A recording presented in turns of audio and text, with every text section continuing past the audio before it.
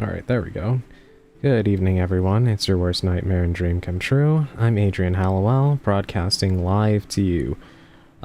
Today, immediately, hydrate. Thank you for the hydrate, Bulgay. Yes, welcome in, everybody. Today is going to be very different. This is the first time I am multi-streaming. I don't know how good this looks on the other place I'm streaming. I'm not actually sure I can mention the other place I'm streaming without getting into trouble, but I'm sure it's pretty obvious where else I would be streaming. The initials being YT. So, yeah, if you are watching from there, feel free to drop me a comment. I've got a thing here where I should be able to see it as well. This is a bit of an experiment. Hopefully this runs okay. If things start to tank or whatever, then I'll probably not do this again, but I would like to do this consistently moving forward if it works. But I thought this might be pretty fun to give a shot. So we're going to see how it goes. But yes, welcome in everybody. Welcome in Sally. Welcome in Bulgay. And I've actually got a little bit more to talk about. So, looking at everything that's happening in the next week or so, and a lot of other stuff that's going on, I decided to bite the bullet. Welcome in, Purple. I decided to bite the bullet, if you will, and I got myself a Switch 2. So, next week, I should be able to stream Resident Evil Requiem.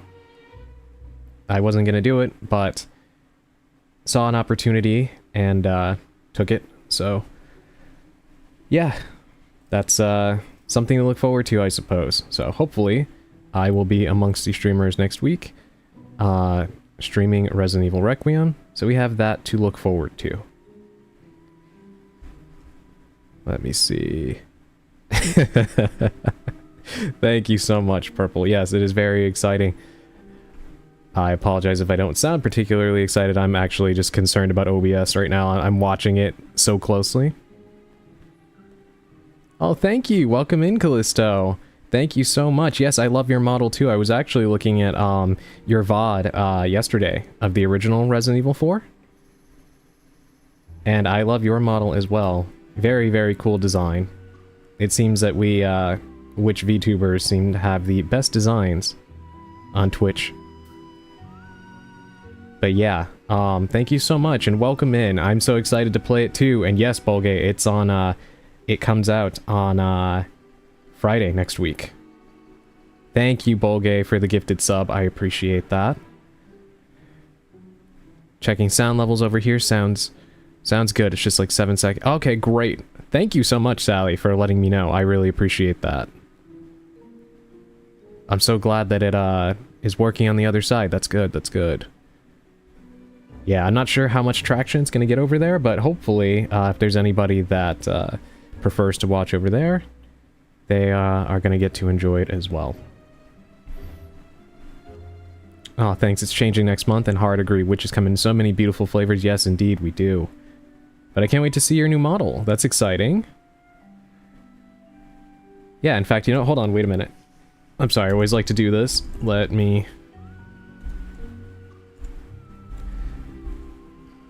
One second. Gotta make sure I don't mess up the spelling here.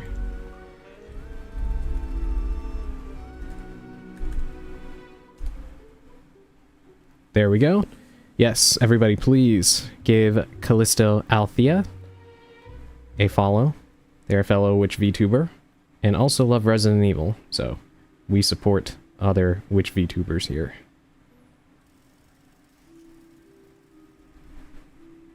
How are all of us doing today? I'm doing okay, actually. I'm actually very excited for Requiem next week. I'll have both open. I don't mind giving you double views. Thank you so much, Sally. I appreciate that. And thank you again for letting me know that it is working well on the other side. Yeah, this is my first time using this, you know, double streaming thing, so I'm a little concerned about if it's going to hold up. I've seen some mixed things about it, but This is why I'm playing Super Mario World today. I figured we might as well try to see if we can finish it. But it's a little less intensive than Resident Evil, so should be fun. Don't listen to Sally. Don't listen to Sally Callisto. He's trolling. Yes. My favorite Resident Evil is Resident Evil 2. At least currently. That is my favorite Resident Evil game. You got a sense of humor on you, Sally. Wait, I just got it. Did we not like that one? Personally, I'm not a huge fan of it. I don't hate it as a game. Just as a remake, I feel like the original Resident Evil 3 is way better. So I'm not a huge fan of RE3 Remake. It's a good game. As, you know, as a standalone thing. Definitely not a bad game. Just as an RE3 Remake specifically, they cut too much that I really adored about the original game, and it hurts my soul. So if you hear me talking bad about it, it's more that I'm just bitter than anything. It's still a fine game on its own. I can't get the original 3 to work on my computer, that's so sad. That really sucks because it is such a good game, and I would love to see you play through it. There's nothing like getting chased by the original Nemesis. Trust me, the remake definitely does not compare. Cut content hurt? Yeah, definitely. Hey, thank you for the raid, Chug. Welcome in. Hold on. Let me give you a shout out. Adrian! I had to say it like sushi. Hold on. Let me get you a shout out. Yes, everybody give Chug a follow. He is another awesome streamer. I appreciate that. Everyone, yes, everyone yells Adrian now. Yes, absolutely. Ooh, good point. I forgot I can be a good little pirate. Yes, you can sail the 7 seas.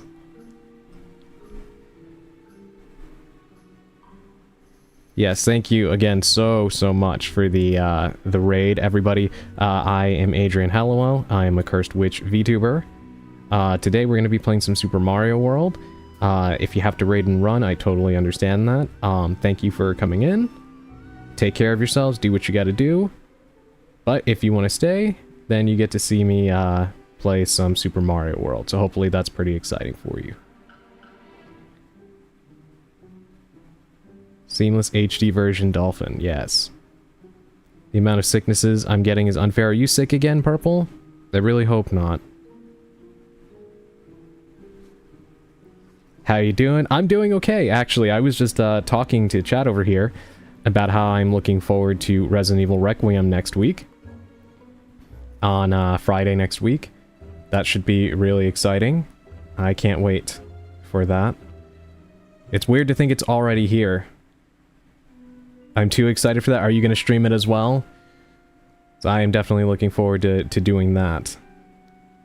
Really can't wait. I'm trying to be as careful as I can because some people... Excellent, excellent, awesome.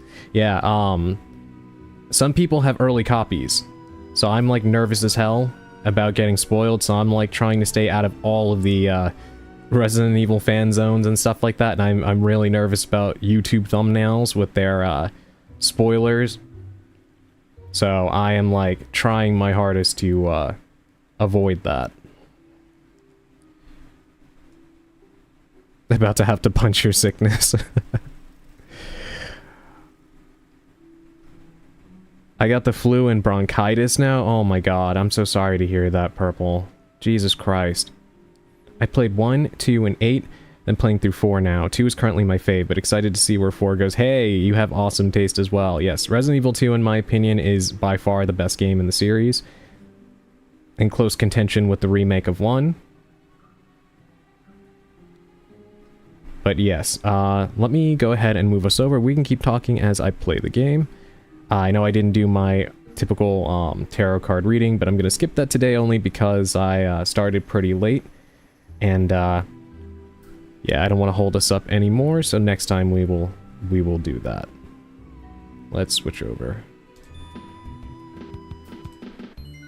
Alright. Though I've never seen any of the cutscenes of 2 because it was bugged on the PC. Oh my god, so you really only got half the experience. Yeah, you need to be able to play the game and see the scenes. You could hear the audio. I guess you could always technically go to YouTube and watch them as well.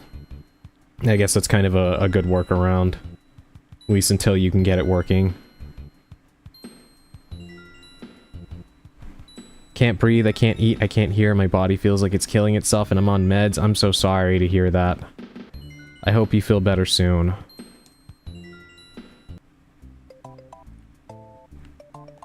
Alright.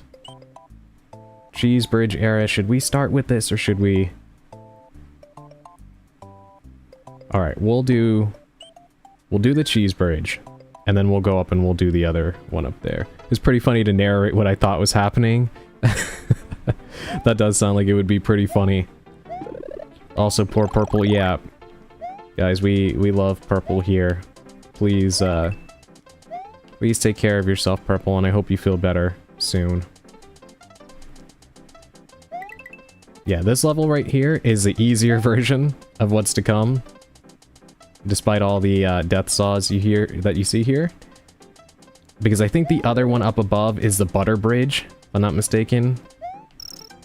Wish I could have gotten that feather. So we'll go ahead and we'll do that one after, because I gotta go through a fortress. But I figure we'll start with this. A decent warm-up, if nothing else. Yeah, I was feeling pretty, bad myself yesterday, Purple, so... Definitely not... likely on the level of what you're feeling right now, but I was not well, which is why I didn't stream yesterday.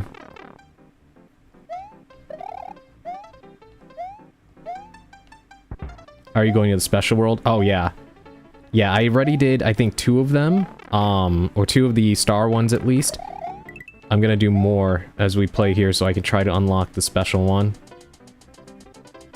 For those that don't know, the, oh, God. Okay, I kinda... looked away a little too soon. But it's alright, we made it.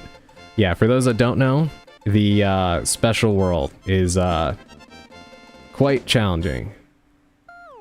There's a lot of little individual stages there that are pretty difficult, and yeah, I gotta return with the Yoshi. Don't worry guys, I can still throw it back.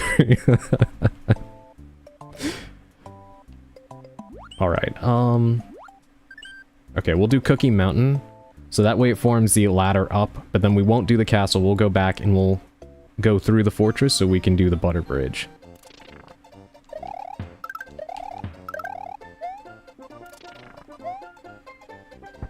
Oh my god, I hate these guys.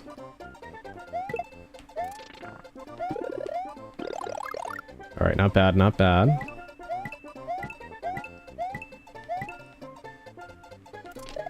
I like how he gets to respawn just because he didn't get stomped out. It doesn't matter that he threw himself from the ledge. It's very convenient for them.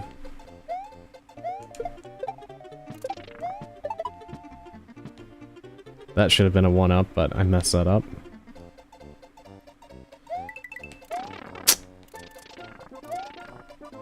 Can I go in that? No. Alright, here we go again with this guy.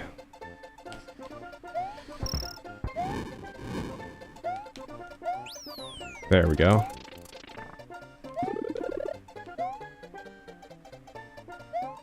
Up higher and grab this. This one we can go into. Bones breaking, let me throw it back, so dedicated. Got max points in the GBA version with the changes to the scenery and color.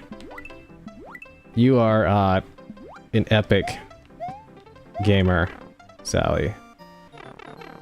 In fact, you know what? Hold on. I'm gonna pause it and do something that I should have actually done before.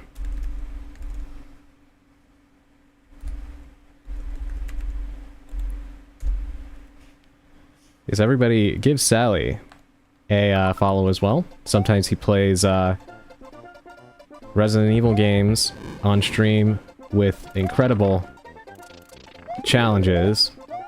The other day, he completed Resident Evil 3, the original, with minimal, in fact, actually no saves. Yeah, no saves. And managed to complete it in, like, what was it, like 2 hours? Which was incredible to see.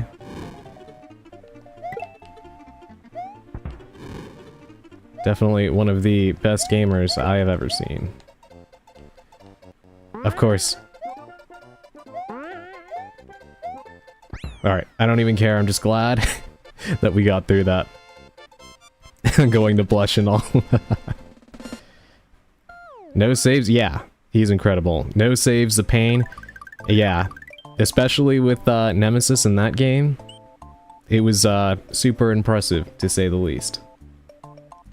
There's quite a few funny moments in there as well. Do you remember, Sally, when you were playing in the Drain Dimos and the Brain Suckers were tag teaming? That was hilarious. One of them, like, there was one sequence where one of them went to, like, block the door and the other one was just attacking him. I've never seen the AI in that game work together like that, ever. And I've played through that game so many times, and normally, you know, you kind of get the vibe that they're, like, doing their own thing individually. Oh my god, that was...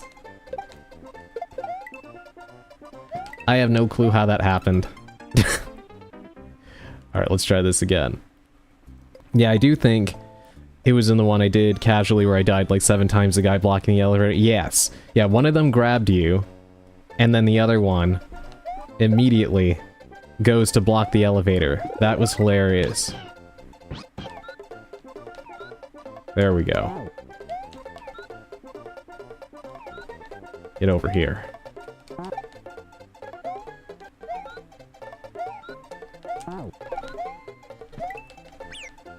Nope, not this time.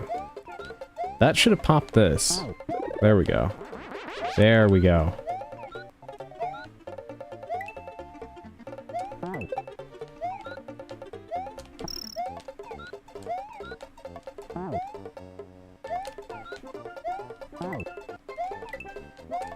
These guys are being so annoying right now.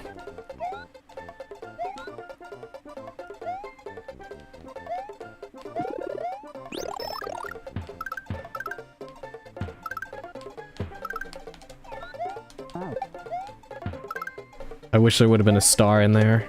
Oh, that would have been perfect. Oh, did you watch any of the videos I posted? Not yet. I'm going to watch them. Yesterday I actually watched a, I watched a horror movie before I went to sleep called Frogman. That was actually recommended by, Spooky Sushi. It was pretty good, actually. A lot better than I was expecting. Oh my god. Yeah, I'm gonna, check it out because I really want to see that. I always appreciate when people do a little bit more, looking into the psyche of the Resident Evil characters, because there's actually a lot of depth there. I don't know how many of you know this, but, at least in the original, RE2, Leon got to the city late because he, was dumped by his girlfriend, and he was like, he spent the night, like, essentially, crying and stuff like that. And that's a little detail that doesn't actually make it into the game, but Hideki Kamiya, the game's director, talked about it in an interview. Welcome in, G Rockstar. Just saw the stream description. Welcome in. I hope you're doing well today. Yes, this is the first stream I'm doing where I'm actually streaming on 2 platforms at once. Are you pretty good with horror? Yes, absolutely. I love horror. I'm pretty desensitized to it, so I don't really get scared or anything anymore, but I absolutely love it. Horror is my favorite genre by far. Imagine getting dumped, then your first day at work is that? Yeah, poor Leon has not had the best life. What do you mean? Oh, I'm actually dual streaming today. I'm streaming on Twitch and on, I don't know if I'm allowed to say it. I think I can. Don't tell Twitch anybody. But yes, I am streaming on YouTube as well. Yes, the author takes into account a lot of the games, movies, etc. Okay, yeah, I definitely can't wait to see that then. Because a lot of the, like, people that make videos like that don't take those things into account, and some of the most interesting facts about the characters are actually in those, kind of extracurricular things. Another example is that Leon's family was actually criminals, and that was the, inspiration behind his, gangster outfit in RE4. Like, a lot of people just assumed it was just a reference to, Michael Jackson, which it kind of partially was with the whole, you know, dance move that he does. But, it's actually that in the lore, Leon's family were criminals. Ooh, congrats. Thank you. Yes, everybody, keep that secret. I mean, you're allowed to do it. It's not a big deal. I'm just not sure if you can mention it. I have no idea. I have to look at the, rules again, but... I'm so very cold. I'm sorry, Purple. Bundle up. If you can. If you're not already. Alright, this is the one with the... yeah, all the pufferfish.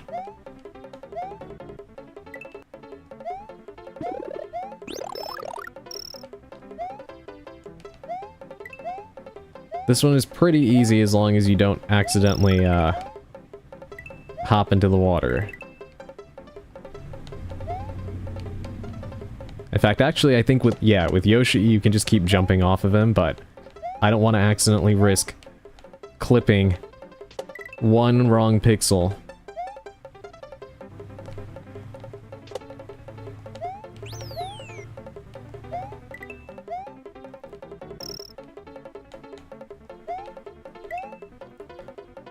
Of course, the criminal gets all the love from fans.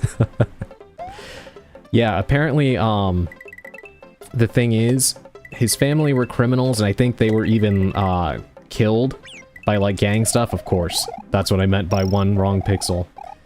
And supposedly Leon's life as a child was saved by a police officer, which is what made him want to become a cop. And then we see how his life turned out, so, yeah. Is 5 blankets excessive? Not if you're feeling bad. And not in this weather. It has been really cold lately.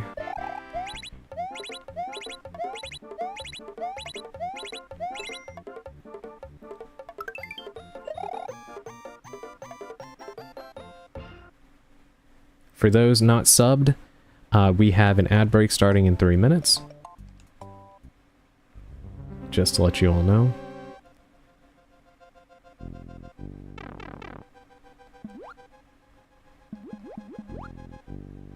Yeah, heating pad would definitely be ideal. If not that, hot water bottles are also incredibly handy. Okay, I always thought that the cape worked on those guys, but I guess not.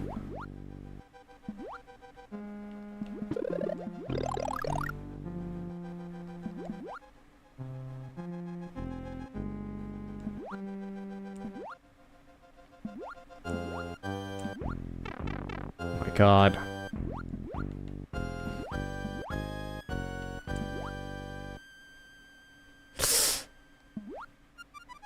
Very cruel placement. Hubs is bringing me his heated blanket on break. Good, good. I hope he's doing well today, too.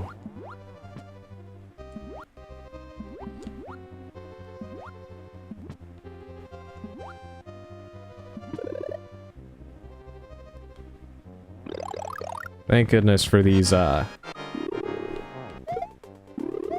blocks near the boss doors.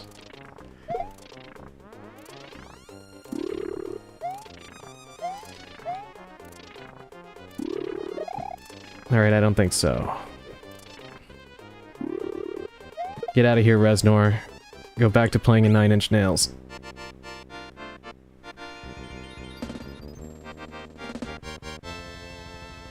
Heating blanket will save you, yes. Yes, indeed. He's been doing excellent. He's just been busy working. Yeah, I can imagine. You two are always working so hard. Alright, this is where we were trying to get the Butter Bridge, part 1. Hold on, let me sit a little bit closer. My model's eyes are kind of bugging out for some reason. I've actually been working with my model creator about that. I don't know what's been going on with my model's eyes. So hopefully I can get that fixed soon. I want to start using VNyan. So that way I can be more interactive, like if you guys want to bonk me, you can, and throw stuff at me and such with that program, but for whatever reason, when I use that one, my model's eyes just completely bug out, and I have no idea why. Fun Bolgay fact, I do terrible with horror. I've adopted the fake it till you make it approach, and even the become more of a danger than the danger itself. Interesting. I never would have thought about about that being your reaction, Bolgay, to be honest. I kind of would have thought that horror wouldn't work on you. But I can definitely see that that latter reaction, especially in games where you can actually like fight back. I can totally see that. I love this game, so calming and relaxing. Yeah, I know, right? It really is. Even though it's it can be really intense, it's still super calming. I'm working so you can throw stuff at me. Imagine that out of context. I mean, I guess it is appropriate. I am supposed to be entertaining you, so you should have the freedom to throw tomatoes at me and such if you so please. I love horror, but I get scared of it all. Totally understand the fake it part. Yeah, I'm honestly very interested to see if Requiem is going to be able to do that, because in RE7, when I played that for the first time, I think that was probably the last time a Resident Evil game actually managed to freak me out. There were moments during the RE2 remake, mostly with Mr. X, but that was more of like a panic thing. I kind of don't count that, right? Because timers or being chased is always going to make you panic no matter what, right? At least to some degree. But RE7 was the last game that actually, like, its atmosphere did make me feel, like, nervous at times, primarily on the part with, well, actually, I don't know if some people here haven't played it, so I'm not going to spoil it, but there's one part, and I'll say, like, the second half of the game, that did kind of make me a little nervous, and definitely got me with some of the jump scares. Is RE9 and Switch 2 native, or is it cloud? It's native. Yeah, it's pretty cool. It looks like they put a lot of effort into it. I don't know how it's going to run, but at least the outlets that have played it, they said that the game was running at 60 frames per second. The only thing that looked kind of off, I guess, is like the hair, which I can live with. At least I get to play the game. I don't care. Spooky Auntie, welcome in. Welcome in. It's nice to see you. How are you doing today? Also, do you think it's because of the first-person perspective? No, honestly, I think it was just the atmosphere. I think they did a really good job with that game's atmosphere compared to, definitely compared to 8. And I feel like the reason why the RE2 remake in particular didn't get me as much as that one was because even though it was a remake and they changed stuff, I kind of knew what to expect from playing that game so many times. Decided to not lurk in the shadows. I'm glad. Welcome in. Hold on. I'm gonna give you a shout out. Spooky Auntie 13. Yes, everybody go give Spooky Auntie a follow. She is very, very cool and very sweet. I think the sound design is what gets me the most. Oh yeah. No, definitely. RE7 made really good use of the sound effects. Definitely close to, if not on par with the remake of 1. Because I have a few issues with RE7, but mostly with some story stuff. I do feel like they did a really good job with the atmosphere in that game, and the sound design was fantastic. I was just playing Monster Prom, which was pretty fun. I've been wanting to play that game, but I do not own it. At some point, I would like to get it. Seems like it would be a fun multiplayer game to play on stream. I don't know if it has online multiplayer, though. I'd have to look into that. Alright, we will continue playing. And I will keep chatting with you. Oh, you're chatting, Ari, so I can get cozy and listen? Yes. In fact, I was just telling everybody that I got a Switch 2 today, finally. So I will be getting Ari Requiem. And I'm very much looking forward to playing that next week. Now that you have a Switch 2, you need to stream Eternal Darkness if it gets released on the GameCube emulator? Yes, definitely. If they put it on there, I will be there day one. How does it feel to live my dream? Yes, I mean, actually, it was kind of, it was a tough decision. It's probably not the, I don't want to say not the smartest financial thing, but I was going to hold out for longer, but I read an article, not long ago, I think on Bloomberg or something like that, where, they're expecting for more electronics to go up in price, including the Switch 2, because of this AI shit, and all these companies buying up RAM and other parts. And I was just thinking, if it's already going to be kind of a plunge for me to do it now, it's going to be worse if I wait until it ends up going up to, like, you know, $550 or $600 or whatever. So I was like, you know what, it probably works out to do it now, right? So, yeah. I just kind of bit the bullet and decided it's better to do it now than before it gets even worse. Oh, you can have one person, like, stream it via Discord and put that on the other 1 to 3 player streams, but if it's multiple people want it, I think there's... own it, there's multiplayer. Ooh. Okay. I'll keep that in mind then, because I may well end up getting that. I feel like that could be a fun... might even be a fun collab game, to be honest. Something to keep in mind.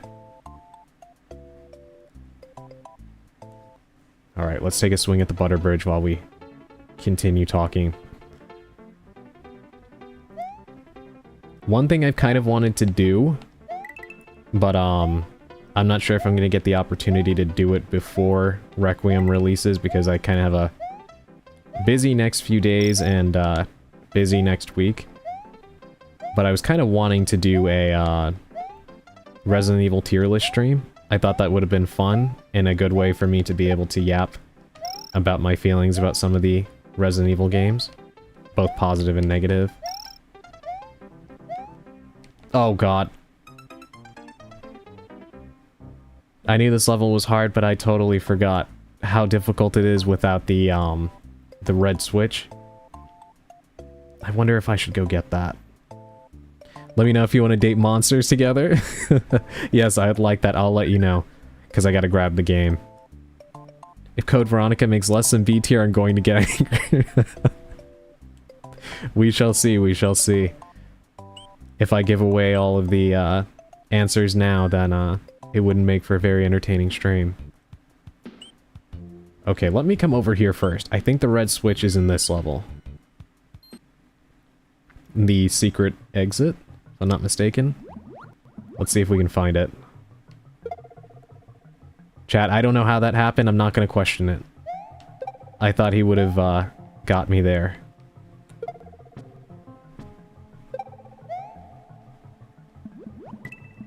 Gaiden S+ here. In no universe. Think you're correct? Okay, hopefully I'm right. This is where I remember it being, but I don't remember where the secret exit is, so I'm just gonna kind of bumble my way through it, and hopefully we'll find it.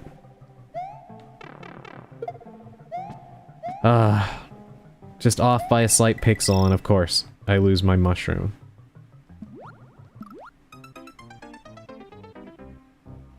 Chat. Alright, let's try this again.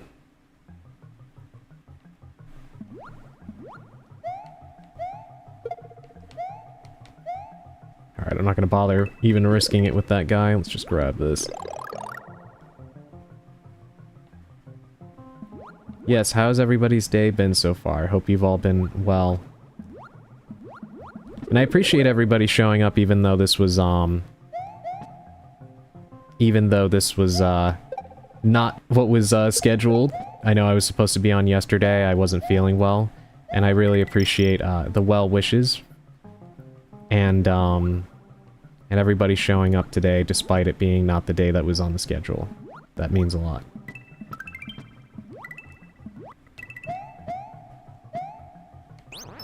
Alright, hold on. We have something that, my bot did not... Wait, did it get it?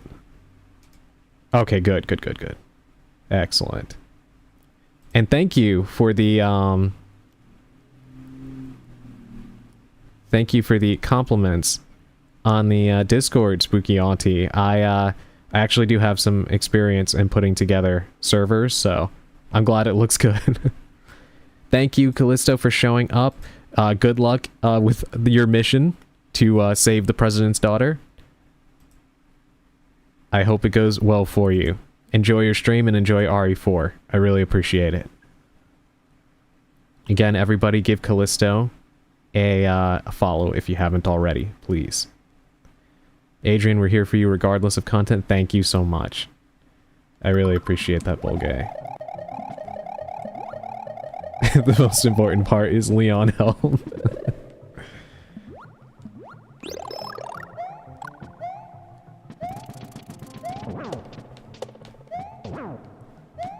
Okay, go away. Thank you.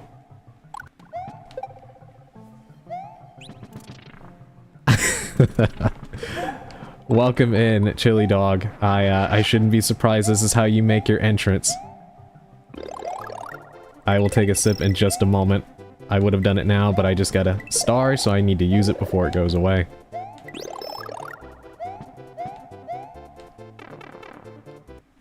Alright. I will take a sip. Yes, welcome in. It's good to see you. We are doing another, retro gaming day. Taking a break from RE4 Remake to play some more Super Mario World. Honestly, one of your favorite video games? Me too. I love this game so much. It's still one of the best and best looking Mario games to this day, I think. The sprite work is beautiful.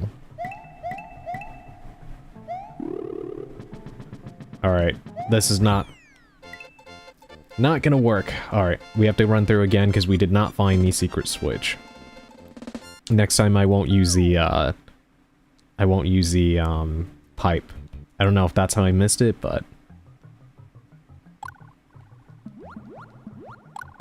Are you going for all 96 exits?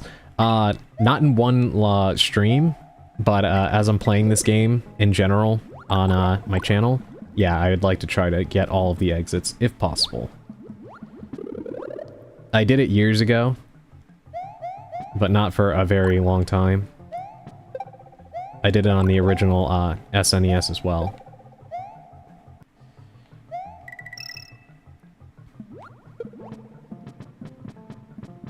Alright, we'll keep using the Fire Flower for now.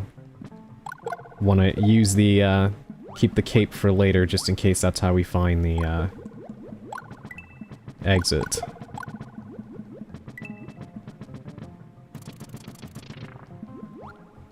Alright, let's just let him keep going, right?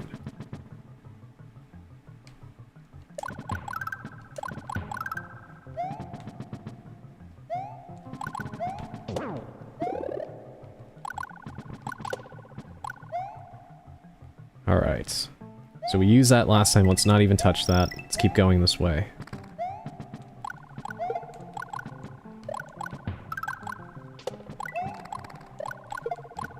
Oh my god, those bats are more trouble than you'd think. Glad to see you all supporting each other in the chat, I always like to see that. Okay, so that clearly wasn't it.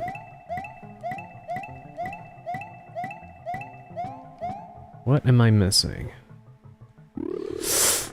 Oh my god. Alright, let's run back through. I'll go up top again. In fact, you know what? Actually, I think I might know where it is. I think I might know where it is. I have a feeling it involves that P-switch, but I think I need to actually go backwards instead of forward. Because there's that whole area that's completely blocked that you can't get to. I think that's where it is. Also, you know what, chat? I just realized, now that I have a, Switch 2, I can do a playthrough of Super Mario Sunshine on the channel. And, what? Chat, did you just see that? Did that shell just... Okay. I love Super Mario Sunshine, me too. That game has been so slandered over the years. I understand that it had a bit of a rough development, but it is so slandered for no reason. It is such a great game. Absolutely one of the best 3D Marios.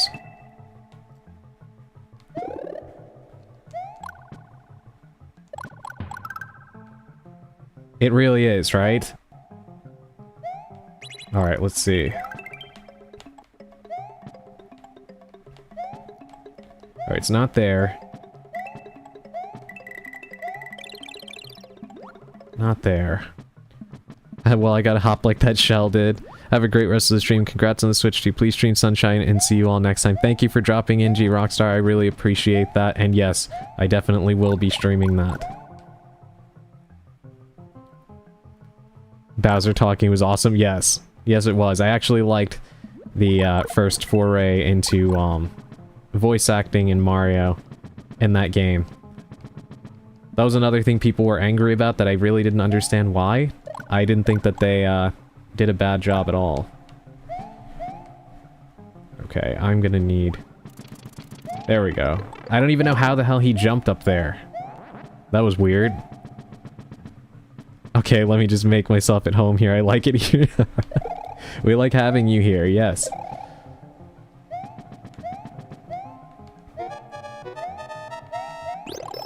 I got confused for a sec. What do you mean?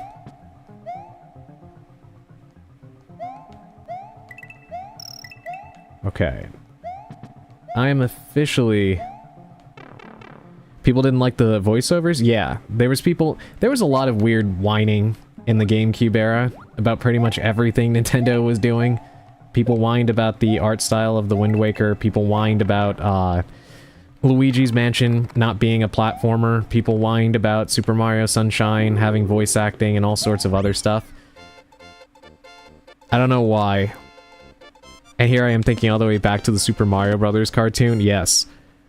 The Super Mario Brothers Super Show. Yeah. I will never stand for Wind Waker slander. Me either.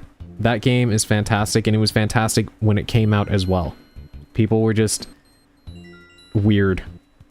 It was all peak Nintendo content too. Yes. I know. The GameCube era is so underrated because it was one of Nintendo's stranger eras. Like, they were experimenting a lot, right? You had a Mario horror game with Luigi's Mansion.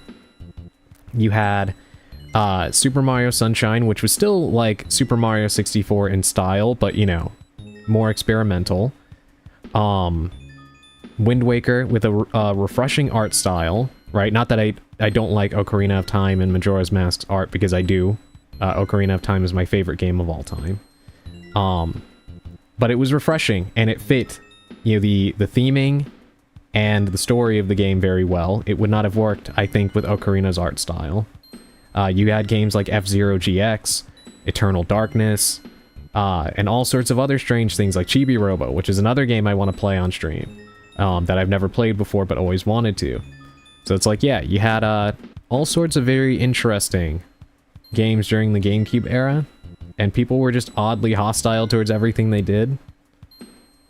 I will say it did turn me off at first. I was coming off of playing Twilight Princess, so I was expecting that again. I never touched Wind Waker, but watched plenty of people play it. I have nothing but good things to say about it now. I'm glad. It's one of those things that I think even the most staunch haters of that game eventually came back around and realized what a great game it was. Right? I'm glad people are more open-minded nowadays about different kinds of art styles. And every Resident Evil, yes, of course. Yeah. I know some people are mad at the fact that the Resident Evil games were exclusive to the GameCube during that era, at least the mainline ones, but I'm grateful for it, because I definitely don't think we would have gotten the remake of 1, or RE4 as it is, if it had been on the PS2. Because even though RE4 did make it to PS2, that version of the game is not the best to look at. Right, and again, that doesn't really matter to me, especially considering I'm going to be playing the Switch 2 version of Requiem, which is clearly not going to be the top-of-the-line version, but I really don't care. But the reason why I specifically harp on the PS2 version of the RE4 remake is that it wasn't just a couple of compromises, it was like... it was a lot. You only need to look at the cutscenes in that game, as an example. It was a miracle, I think, that they were even able to get RE4 running on the PS2. Kind of like how it was a miracle they were able to get RE2 running on the N64. With all the FMVs and the voice acting and stuff, and they had to do a lot of compression. Like, that game was wizardry, right? OMG, the gameplay on the GameCube controller was the most perfect experience. Yes. Yeah, the GameCube controller is still one of the best. I could definitely understand why some people have some issues with it, namely the C-stick, because it's not a great second stick if you're playing like a first-person shooter or something. But for a lot of other games, the GameCube controller is still incredible. Smash Brothers Melee? Oh yeah, definitely. I played that game so much. I played that game well into when the Wii came out, up until when Brawl released, and then even a little bit after. Yeah, the GameCube was like... it was one of Nintendo's best eras, we'll put it that way. I definitely think it's an underrated console for sure. I'm glad that it gets more respect now, but it was so annoying to be a part of that era and watching people just spread so much BS about it. Because of course, you know, everybody and their mother had a PS2, which was a fine console, but you know, everybody had one. And then the Xbox kind of came on the market and did well for itself with, you know, the launch of Halo and Halo 2 and Xbox Live and stuff like that. So, the GameCube definitely fell by the wayside in terms of critical acclaim, which is funny because it was putting out nothing but fantastic titles. I mean, the original Metroid Prime and Metroid Prime 2, again, Eternal Darkness, Resident Evil Remake, RE4, Super Mario Sunshine, Wind Waker, and Twilight Princess.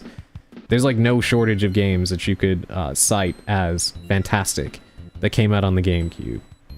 Playing RE4 on that GameCube controller was a life-changing experience. I can definitely understand why. For me, GameCube and Dreamcast are my favorite consoles, so I guess I like commercial flops. Yeah, it's kind of weird, isn't it? Sometimes the consoles that perform the worst end up being the best. Although, to be fair, the Dreamcast was a self-inflicted wound.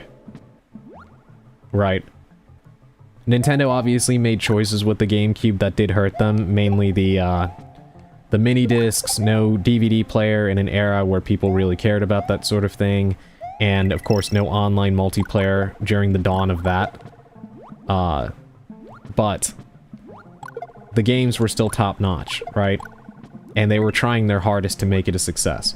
Not to say Sega wasn't with the Dreamcast, because of course, I mean, look at the slate of games they released on that thing. They were trying really hard. Well, let me do this. But the reason why the Dreamcast, I think, flopped mostly was because... what? Okay. The reason the Dreamcast mostly flopped, in my opinion, was because of the stunt that Sega had pulled years earlier with the Saturn releasing, as a surprise in stores, which is... it's fine to shadow drop games. You don't want to shadow drop a console. And it pissed off, a lot of stores and customers. And that's not even counting, what Sega was doing for years prior in terms of, like, confusing people where you had the Saturn, and then you had the 32X, trying to do 32-bit games at the same time, which... yeah, it's one of those if you know things. They made a lot of weird choices. And on top of that, Sega of America and Sega of Japan were like at war with one another, which is so stupid because you're the same company. But a lot of those decisions, I think, were what lowered people's faith overall in Sega and led to the Dreamcast underperforming. Like, it was a boy who cried wolf situation, I think, where when they finally got it right after years of nonsense, the audience didn't turn up the way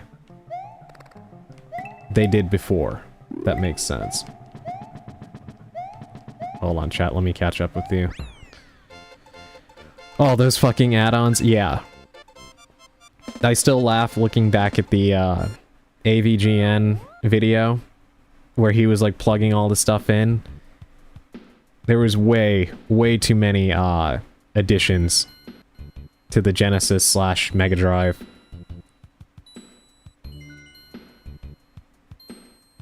Oh man, Genesis was my second console, the NES was my first. Wow. Yes, the toilet. Yeah. Alright. I promise I'm trying to find this alternate exit. I don't know where it could be. Sega does what Nintendo don't. Yeah. How about blast processing? Totally a thing that exists. Game Boy was mine. Oh my god. Did you also, Purple, did you also have that experience of, playing the Game Boy and the Game Boy Color where, you'd be in a car and you'd be desperate for those moments where you could, have like a street light passing by so you could see the screen for 1 second? Or get one of those worm lights that you could plug in to light the screen? Yes, oh my god. I just knew that that was gonna strike a chord. Everybody that had one of those consoles knows exactly what I'm talking about. Absolutely. Oh wait, you know what? Hold on. I didn't post my, my Blue Sky post. There we go. There we go. Game Boy in a car at night. Street lamps were pure focus seconds, right? Yes. You had to wait for the you had to wait for those streets, and you were desperate for every single second you could get with one of those lights passing overhead. The definition of roughing it as a gamer.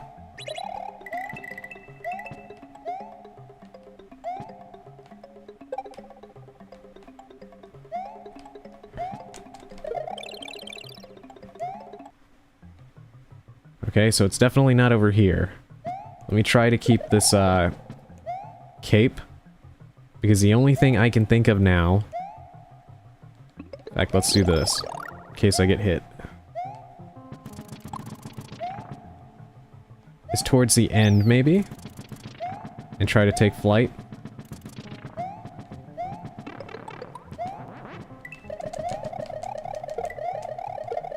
Alright, let's grab another cape. There we go.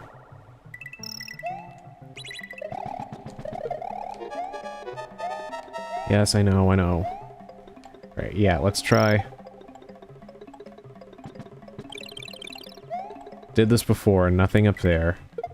Maybe towards the end. Yeah, I lost the cape before because of these bats. Exactly like that.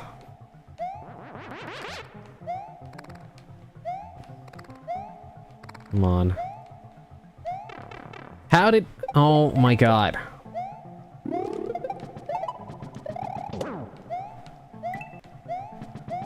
Alright, let's try this again. Actually, I made a discovery a couple of days ago. I have some old Nintendo licensed comics. They had The Legend of Zelda, Mario Brothers, and even a comic about Mario in the real world using a Game Boy as a portal. Wow. Yeah, I used to collect Nintendo Power magazines. I still have a ton of them.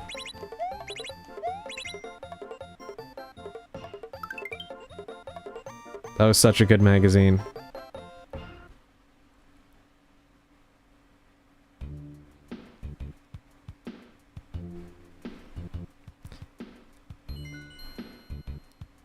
Imagine being in a Pokemon battle with that shitter catching a legendary or running away from one. Oh my god. Yeah.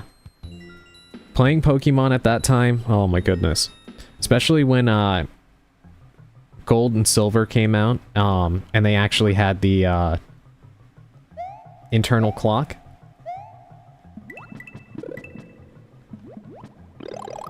So you would want to, like, if you were out at night, like on a trip or something like that, those were precious hours to play because you could only catch some Pokemon or whatever at night, so you couldn't afford to miss it.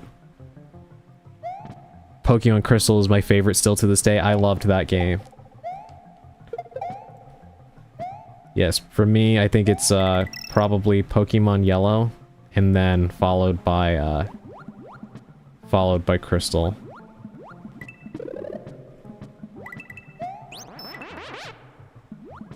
I got blue for my birthday. Oh my goodness. Oh, at break in 35 seconds for those unsubbed, by the way. Sorry, I'm doing so much yapping right now.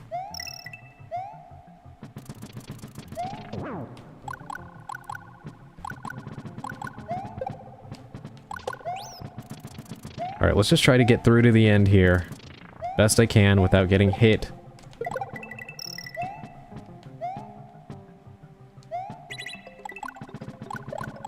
Get out of here. And then try the feather there, because if it's not there, then I'm genuinely at a loss. These stupid bats are what keep making me lose my feather.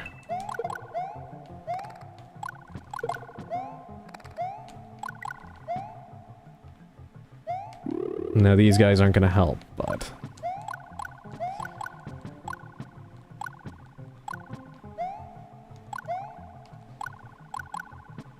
Alright.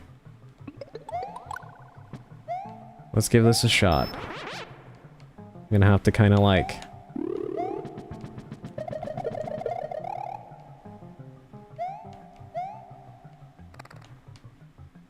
time this perfectly.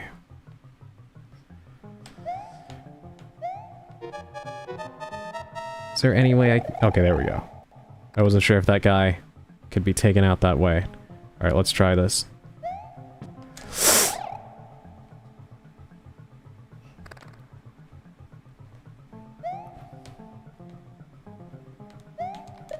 Could you please? Alright.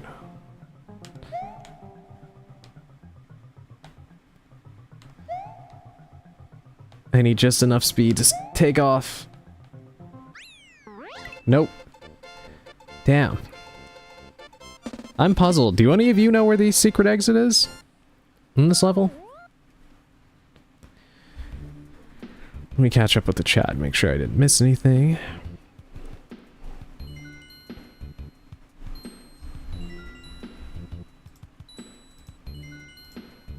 Okay. I do not. Too long to remember. I'm sorry. No, it's okay. I don't mind. If we can't get it, I'll just go ahead and do the butter bridge again. Let me try right here.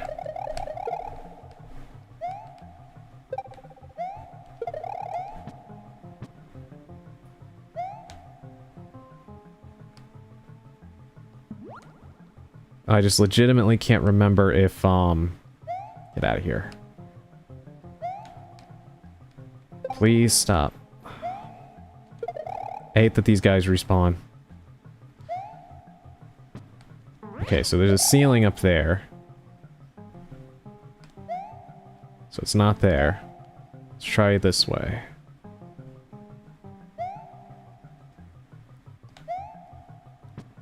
Nope. Okay, so it's not that. By the way, did any of you ever play the handheld Zelda games by Capcom? Oracle of Ages, Seasons, Minish Cap, stuff like that.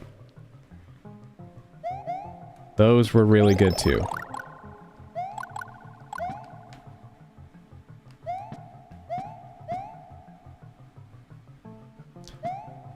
Spooky onto you are the coolest. I feel like we had very similar gaming experiences. Yeah, those games were so much fun. The Sage series, yeah. Minish Cap is awesome. That's another game I would like to play. I don't know if I'll do it on stream, it depends. I never got to play that one back in the day. Weirdly enough.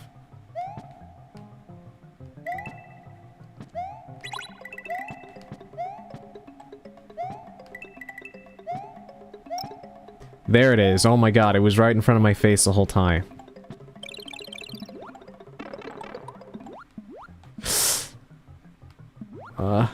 Please just give me the feather.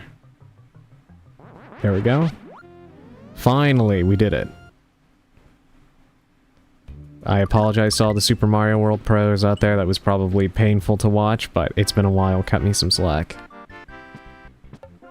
Oh god, these guys with the multicolored freaking shells.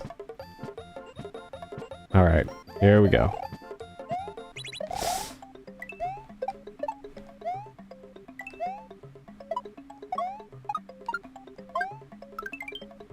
Thank you.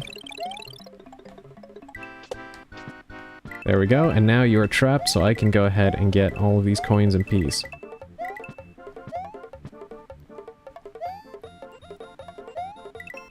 Yeah, I'm glad that they actually added the Oracle games to the NSO emulators.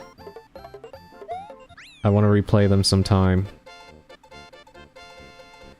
And with that, finally, we got the red blocks. So that should make our time much easier on the Butter Bridge. Alright, let's finally go back there.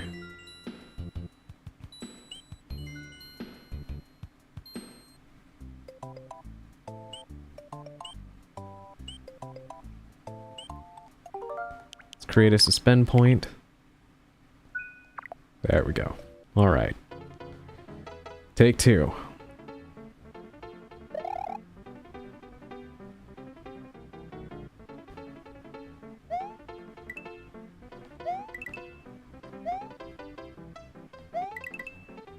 Don't want to get too overzealous here.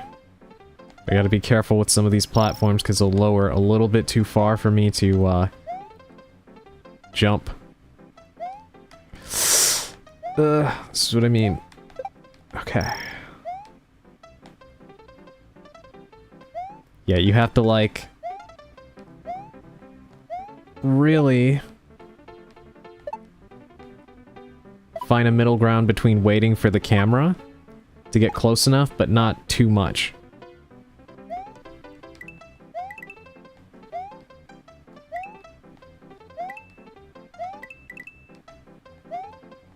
Especially when it will suddenly speed up on you like that.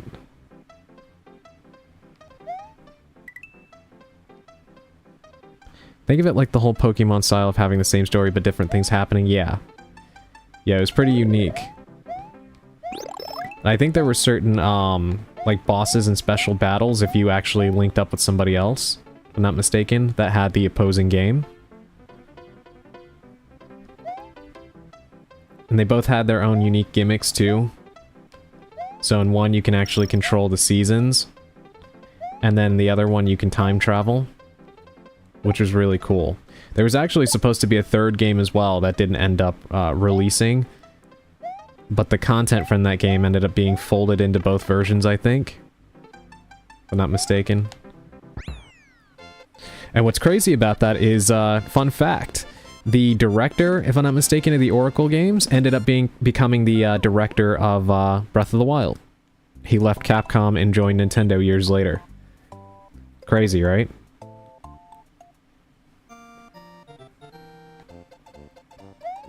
Oh my god. Okay.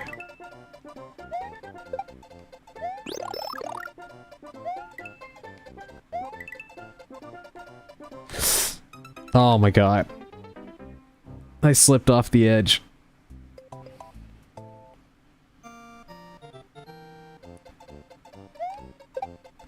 Yeah, when I found that out, I was like, holy cow.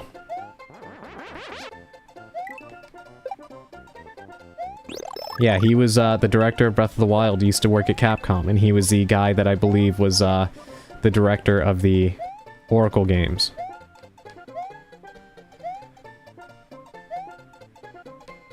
was hoping he would fly a little lower so I could grab that.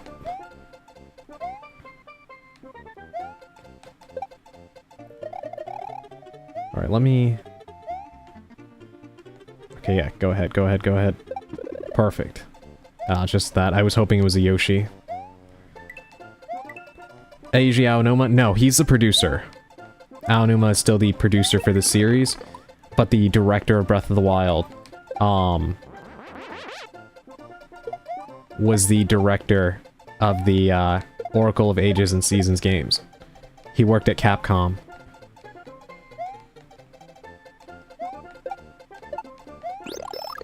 It's actually pretty funny sometimes when talent kind of like, goes back and forth and then they end up becoming the heads of certain series. Like right now, the guy that is the main, producer of the Silent Hill games is, former Nintendo. He worked at Nintendo.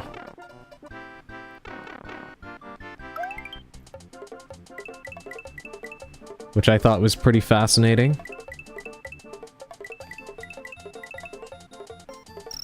I think Link's Awakening is probably one of the sadder stories of Zelda, yeah. God, that game was so much fun to play on the Game Boy Color. Link's Awakening.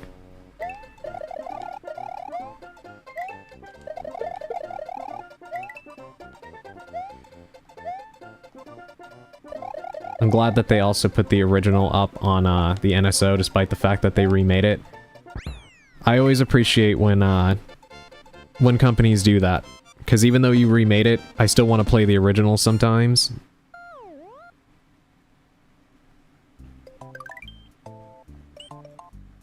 There we go. So we got across the Butter Bridge, my god. So now we can do this castle.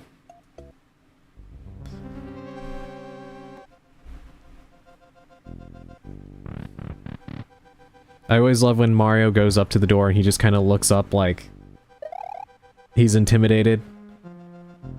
Understandably so, but it is just kind of funny. It's such a subtle little thing.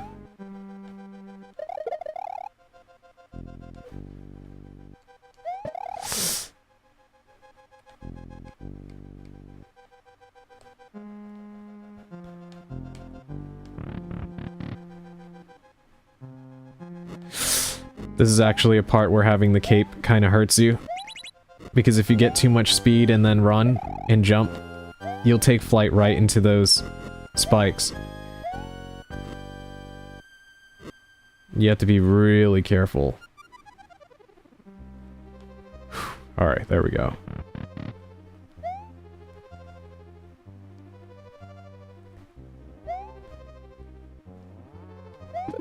One game I wish had online co-op is Luigi's Mansion 3. That game was so fun, and I would love to do a collab with somebody on that.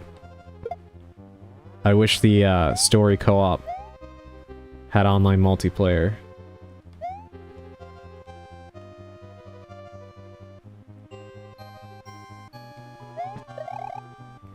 Alright, we made it. Interesting that they're not generous enough to give you a, oh my god. Opportunity to get an extra cape there. Thought it was every boss.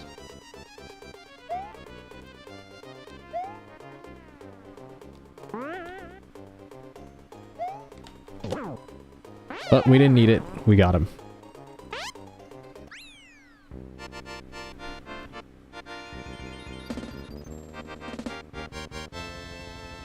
That was my favorite Koopaling. Yes, the Beethoven knockoff.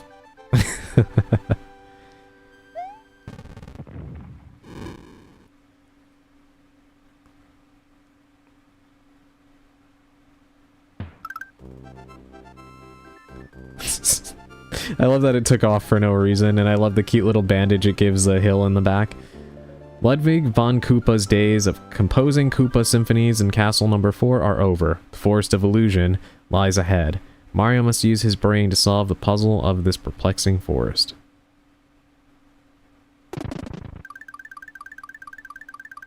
That is so cute. Look at the little hill in the back. I love that it just sprouts a bandage. Alright, here we go. Ah, Forest of Illusion is my favorite overworld track from the game. I don't blame you. It's so, it's an earworm. Probably the best way to put it. God, it's always so impressive when you listen to music from this era and you realize that they had very limited sounds to work with and they still composed some of the best music in gaming. That has very much withstood the test of time.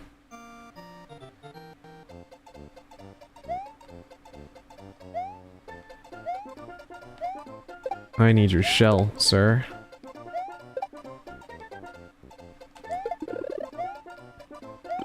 There we go. Yeah, just gotta hear Bloody Tears in Castlevania 2. Ooh, yes.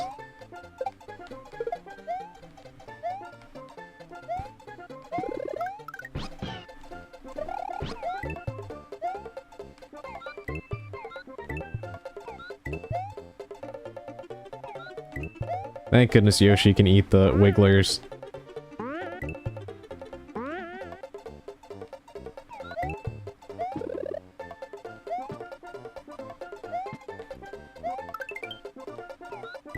I'm amazed I was able to do that perfectly.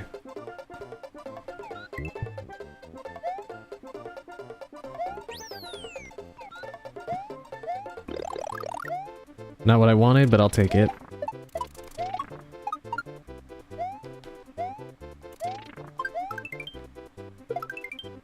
Okay, so we do see where one of the exits are. In fact, I think... Yep.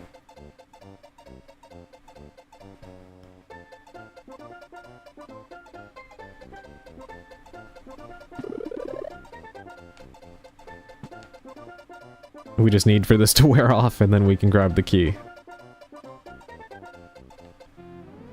There we go. Wait, the cartoon said the Koopalings were King Koopa's kids, right? Yeah. Yeah, they're supposed to be like Bowser's children, but then I think they kind of retcon that. Now I think they're just kind of like his goons, if you will.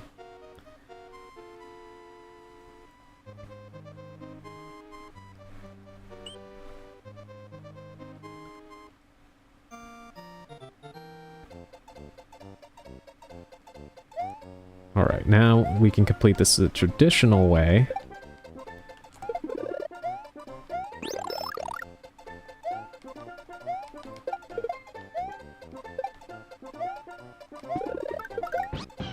Yeah, I'm glad that they actually did keep them around.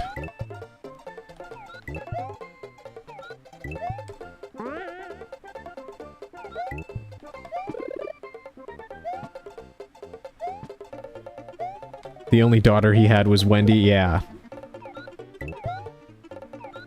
Yeah, I think we already defeated her in the last stream I did of this. In castle number 3, I believe.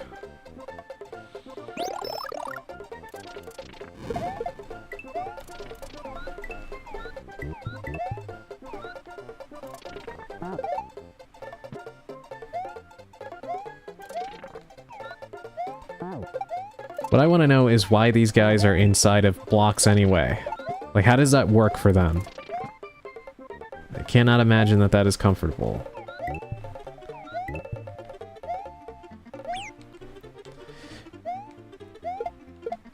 That Koopa always looks like it's trying to be Santa Claus.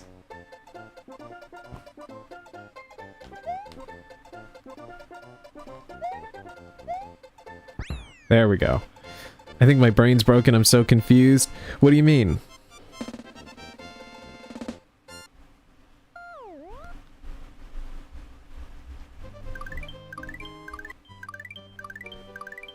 I mean, nothing Bowser does makes a lot of sense. Fair. You're not wrong. Alright, so we unlocked that one. Let's do the ghost house first. Like, why are bullet bills so slow?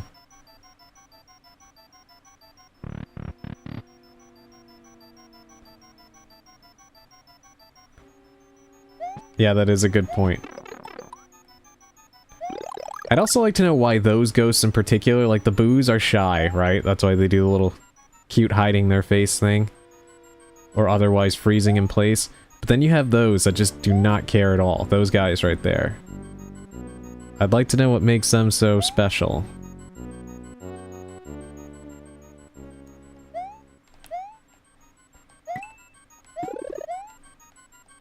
Oh my god.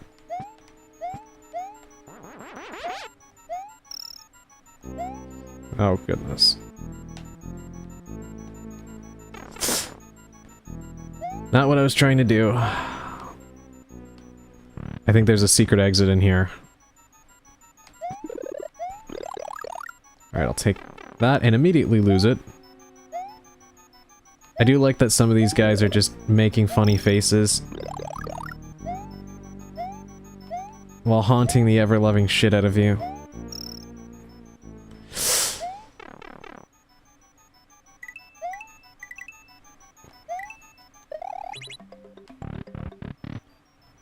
Oh my god.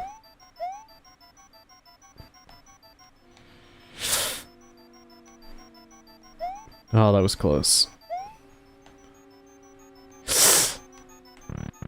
Is that the right door? Okay. I know we need to go back in, but I do want to complete it the regular way first, because I do think that, it will give us another level, if I'm not mistaken, or does it just send us in a circle? I know one of these does that.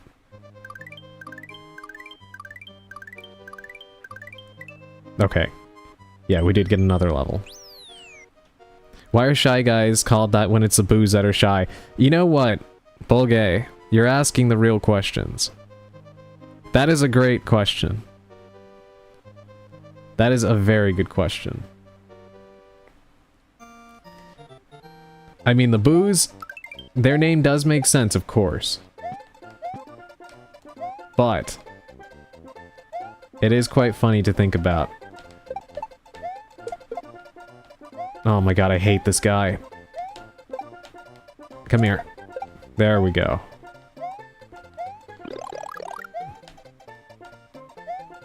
Give me your cloud.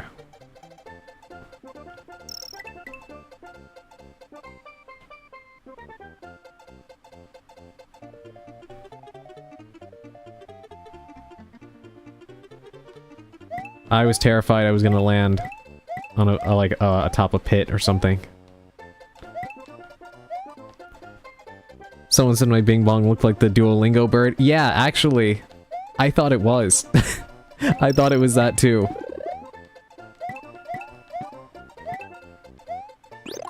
At first. Because I've seen some people on here with, the Duolingo bird as their little, picture. So I thought that's what it was. Oh my god.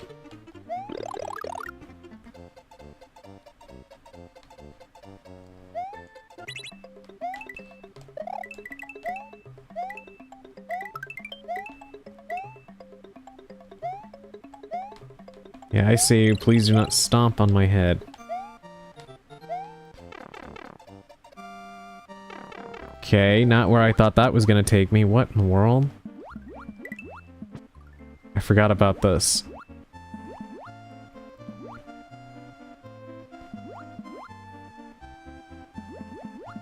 I didn't know that was a thing. Yeah. Yeah, there's some users I see that have like a, oh, that literally sent me backwards. Oh my god.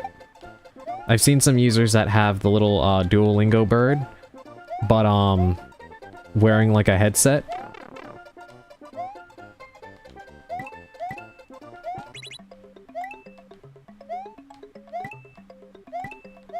Oh.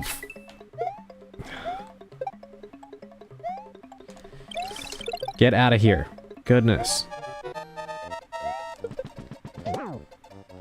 That was so close to being really bad. Holy crap, that almost ended up really bad. If Daisy is from Super Mario Land, why didn't we get Tatenga or any of the other enemies? Why doesn't Luigi save Daisy in that game when they're canonically dating? You know what? Let me let me take a moment to express some of my desires here. I really, really want Luigi's Mansion 4 to be a co-op story experience between Luigi and Daisy. That is what I want. Badly. I feel like it would be such a funny experience. Like, of course, if you know, the reason why they made Luigi the protagonist of Luigi's Mansion rather than Mario was because they figured it made more sense to go with a character who was more cowardly as opposed to, you know, courageous like Mario. And that makes sense. But like in Luigi's Mansion 2 and Luigi's Mansion 3, they introduced the whole Gooigi mechanic, so the co-op player always plays as like the little goo clone of Luigi. But I feel like they're leaving money on the table by not making it Daisy. Because there could be a lot of like cartoony slapstick humor where Luigi's terrified, but Daisy is like all psyched about everything. And I feel like they could do like a whole lot of funny things with them going through the, you know, mansions or hotels or whatever they use together. And it would be a nice way to spice it up from the formula that they've gone with. I doubt they'll do it, but if somebody who works at Nintendo for some reason is listening to me, please take that idea to the higher ups, because that would be, I feel like that would be a super fun idea for Luigi's Mansion 4. I've had that thought in my head for so long, and I keep hoping it happens. My uncle works at Nintendo. Yes, if only there was somebody who actually fit that description, who could, take care of us here in this situation.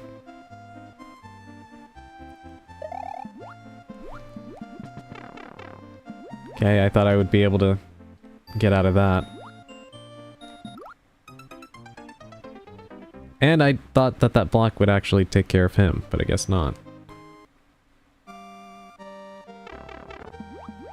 Alright, let's try this again.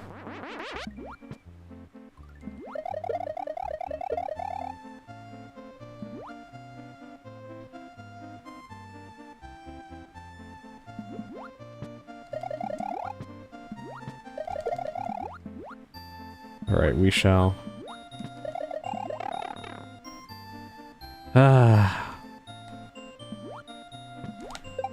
Oh, it does work, okay. Alright, let me try to lock in here for a second, because I keep getting clipped on small edges of some of these enemies.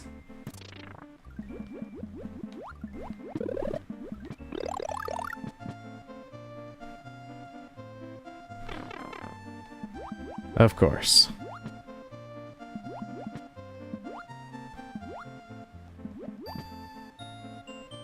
God, this is a death trap.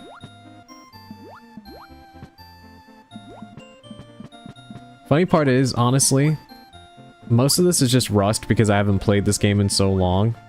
I was, quite good at this game. But the one series I have not played, except for a couple of levels, I mentioned this a few streams ago, was Donkey Kong Country. And I want to do that, but my god, that game was kicking my ass in the few levels that I played.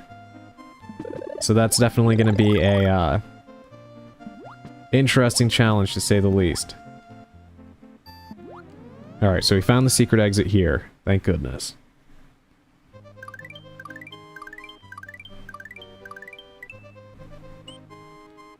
Alright, we got the Blue Switch Palace. Yes, you love Donkey Kong? Yeah, I do intend to make that some of the, streams I do. I also, am hoping that they release, Donkey Kong 64 at some point on the NSO, because I've always wanted to play that game. I still remember, seeing that game in stores so long ago, and always wishing I could, get it. but I never did. Alright.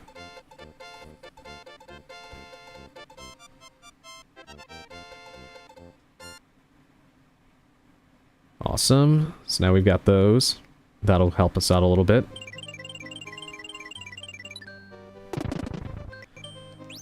Alright, let me drop another suspend point.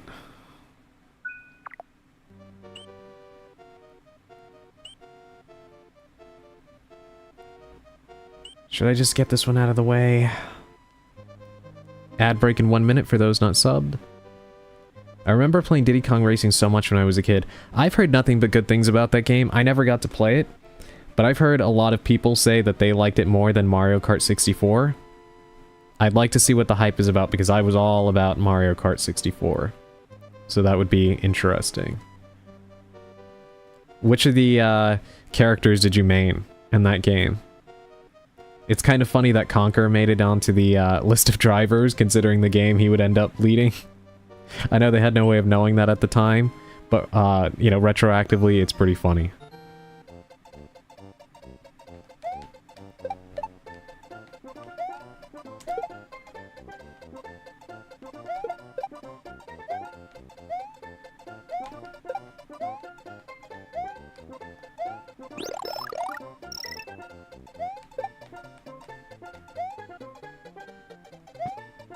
Yes, there we go.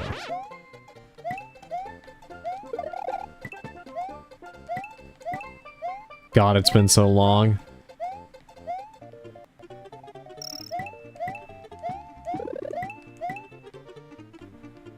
And of course he respawns.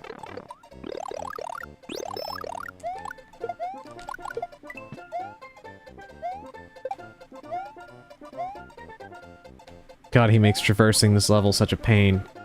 I know that's the point, but...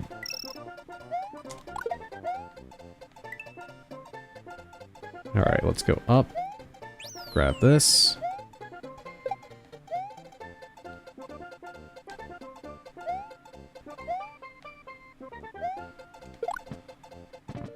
Alright, I thought I could hit him with that, but... In fact, if I'm not mistaken...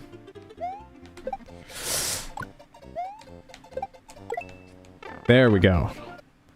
I'm glad I remember that. There we go. Conker was definitely one of those milestones I remember unlocking with my friends. What did you have to do to unlock him? I never played that game. I'm curious.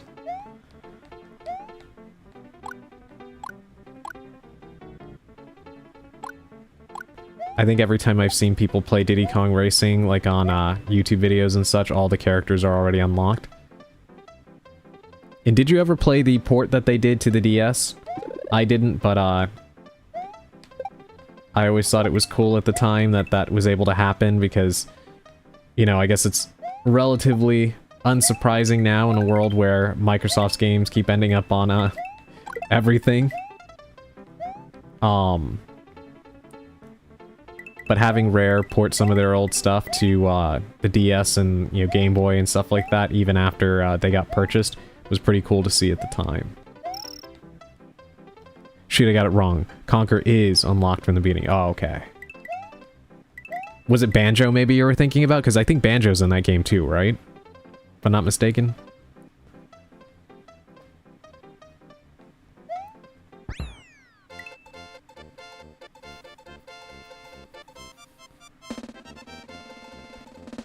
Drumstick, that's the one. Oh, okay. Was he a chicken?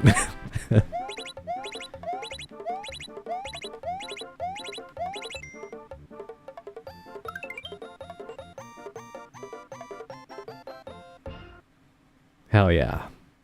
Collect all 47 golden balloons, then win the trophy races. Yeah, that does sound like it would be quite the accomplishment. Alright, we got ourselves another fortress. I just realized I have 62 lives. That's a lot more than I thought I had.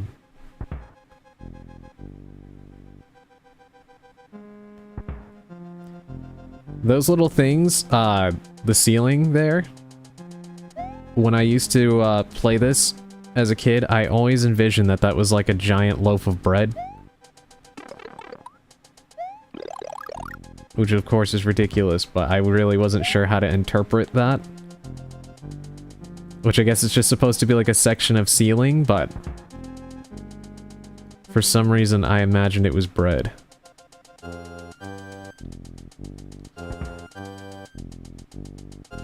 Oh my god.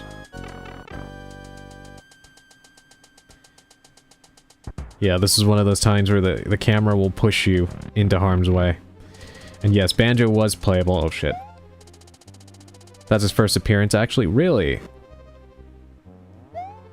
I did not know that. I thought it was Conker's first appearance. If I'm not mistaken, or maybe it was both? Or maybe it was Banjo. Can't remember. That's pretty cool if so. Good, marketing in advance. I was doing so well, too.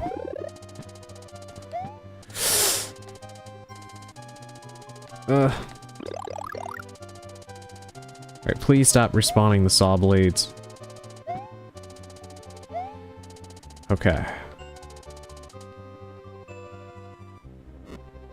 Okay, I can't do that without a cape. Yep, Conquer T. Okay. Okay, I'm glad my memory isn't that bad.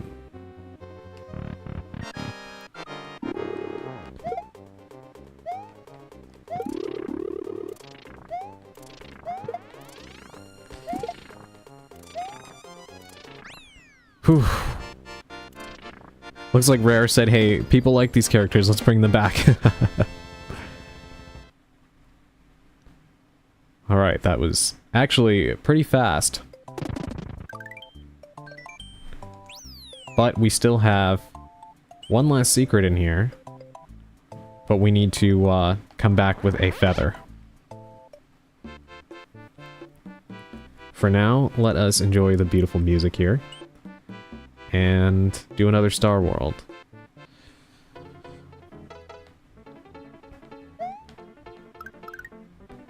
Alright, we have a baby Yoshi here that we must feed.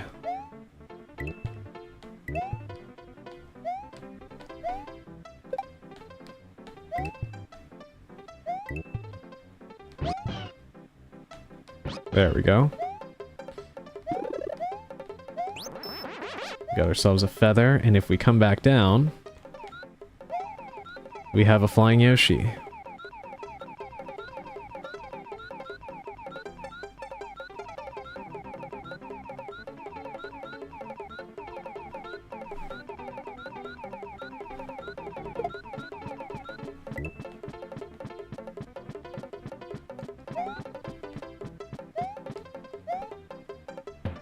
Can we go up through here?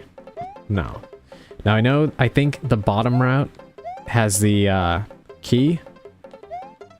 But we're gonna go for the regular exit first. I want to grab him. There we go.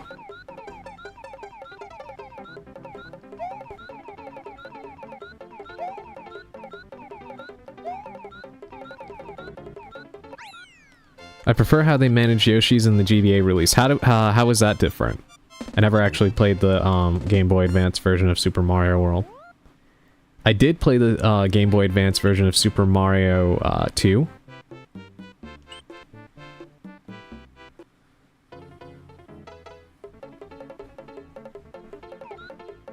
In the overworld, Yoshi blocks spawn Yoshi colors depending on your power. Interesting. Oh, so much for that. Ugh. Alright, whatever. I hit my head on the block.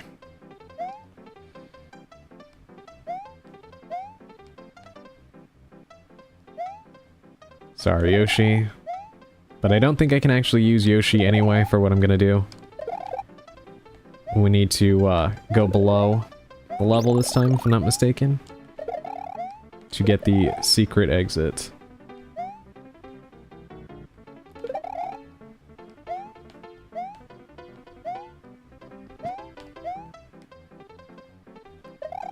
Oh, Jesus Christ.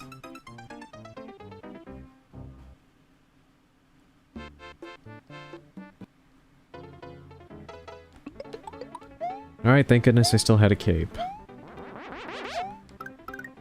And I guess we have a second opportunity, at least, to get Yoshi back. At least for a little.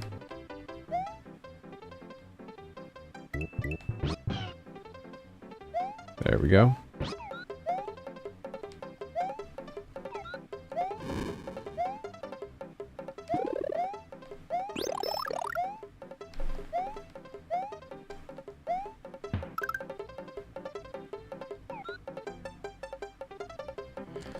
Oh, oof, that was too close.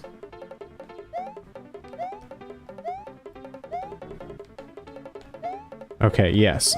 I think this is where we start to have to go down here. And thankfully... Can I just do it like this? Yes. In fact, we can leave with Yoshi. Yeah, I think I was thinking of there's a level in, I think, the special world. That's kind of like that one, where you have to go almost entirely below the level, if I'm not mistaken. Get out of here.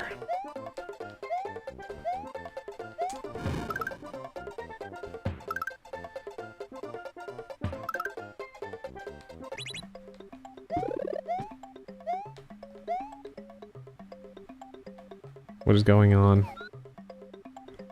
Okay.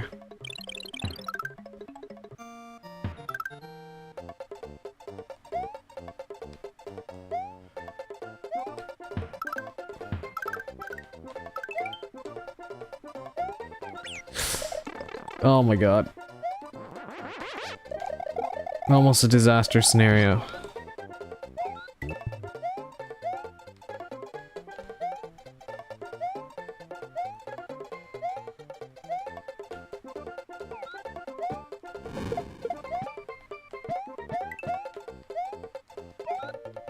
All these fake outs with the pipes. You can't go into any of them, wow. I played Mario Galaxy as a kid, that was pretty fun too. Yes, Mario Galaxy is one of the best Mario games ever made. One of the best games ever made, period. Absolutely gorgeous soundtrack as well. And I love the side plot with Rosalina's storybook.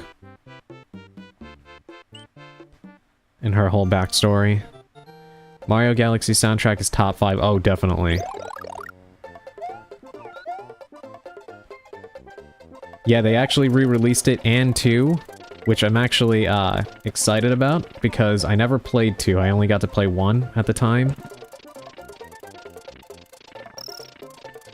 So I do hope I get the opportunity to play Super Mario Galaxy 2. Have it on the anniversary game. Yeah, I was so mad that I missed that, but I'm glad that they ended up re-releasing it anyway. And now that Sunshine is on NSO, I don't have to worry about missing out on that. So it all kind of worked out in the end.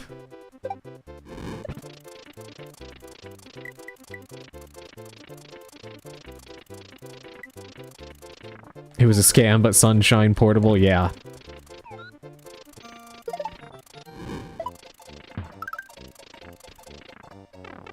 Yeah, I can't resist the prospect of Super Mario Sunshine Portable.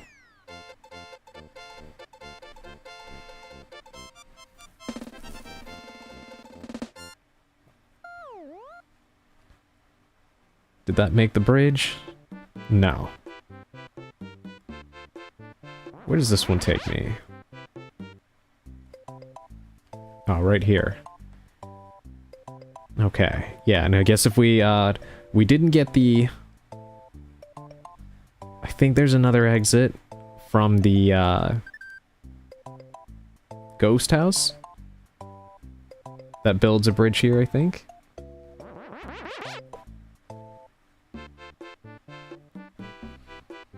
Which is fine, I'm not really worried about that. Should I open up the special now?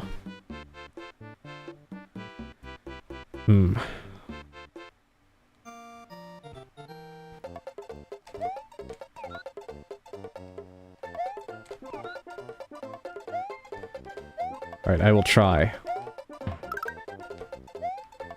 I forget where the second exit on this one is. But if we find it, that ends up, taking us to,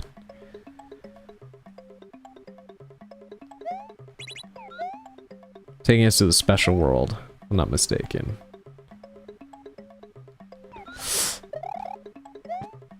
Sorry, Yoshi.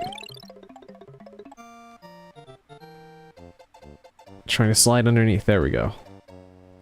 Slide under.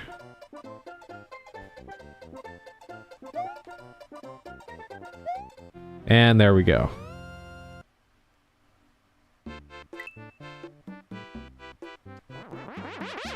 And we go from Star Road to the special zone, which, first of all, can we just take a second to appreciate this music?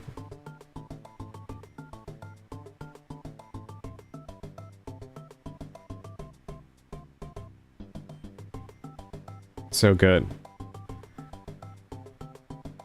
I think we'll largely leave these for when I beat the main game. But we'll do this first one.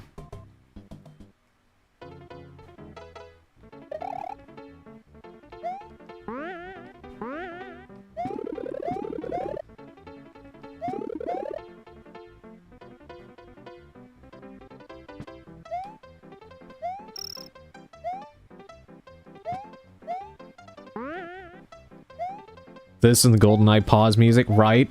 Oh my god, yes. I mentioned that when I played GoldenEye a few streams ago, but the pause music in that game was just so much better than it had any right to be. That whole soundtrack was incredible.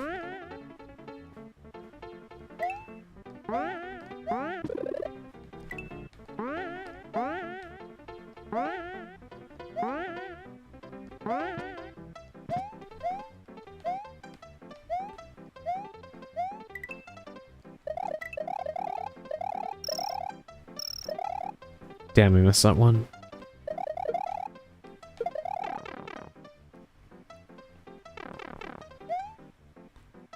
Oh god.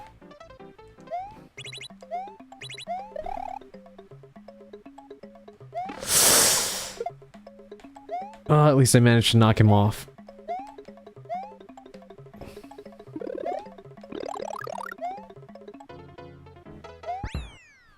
Not too bad, honestly. That could have gone a lot worse. What's that meme? Hey, we need you to do some music for the pause menu. Don't go too crazy. Bro makes fire and said yes. Yes, I love that video so much. I watch that from time to time and just laugh my head off because it's so true. And the guy has the perfect facial expressions. GoldenEye pause music is the only thing I like more from GoldenEye than Perfect Dark. Yeah, that music is just immaculate. Absolute perfection. Okay, so we're not gonna do more, special zones. We'll save that until after we finish the, regular game. It'll be a nice, challenge run on the way out. For now, we're gonna head back to the Forest of Illusion. Funnily enough, I could actually come over here and do the last, zone here, the last, level, but we're not gonna do that. It is pretty cool that you can do that little skip. I miss when games used to have, little secrets like that. I need to make that as my ringtone now. That would be incredible. I used to have, in fact, I wish Akira was here to hear this, because I know she'd get a kick out of this. But I used to have my wake-up ringtone as the, victory music from Persona 4. Which was both amazing, but I also ended up needing to change it eventually because, I think anybody who wakes up early knows that you will eventually start to hate the sound of anything that wakes you out of your slumber, and I didn't want to start to hate that song because it's amazing. Thankfully, it, did not make me hate it, but I did have to change it eventually for that, but it was, fun waking up to the sound of that rather than your average alarm.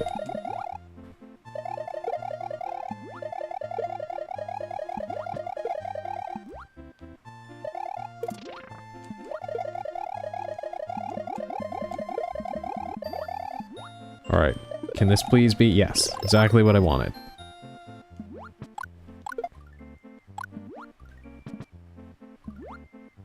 By the way, how's the, how is the audio today? Mic-wise? Because I'm sitting a little bit further back than usual.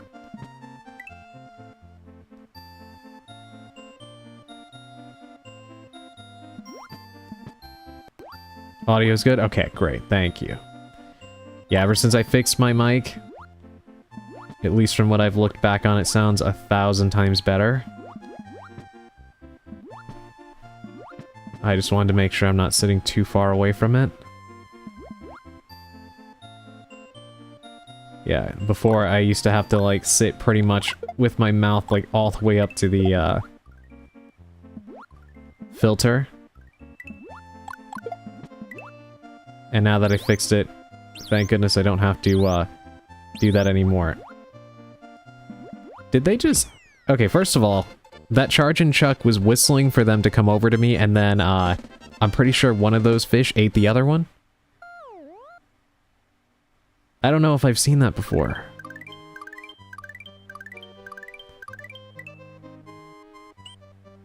There we go.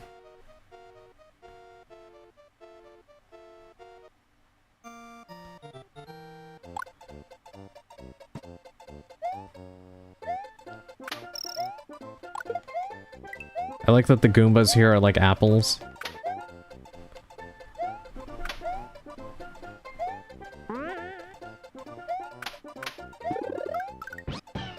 Some weird implications there. Alright, let's see how many of these bonus ones I can blow this time. Okay, we got one. Oh, we got two.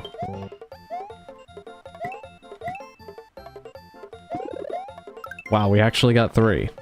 I'm surprised. I'm usually never that lucky with those. I was about to say, I guess that's our karma, huh? I did lose my, my cape, but... Well, I spoke too soon.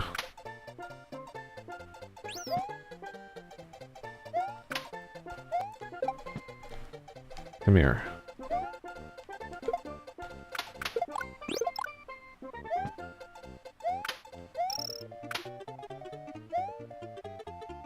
You used it all up.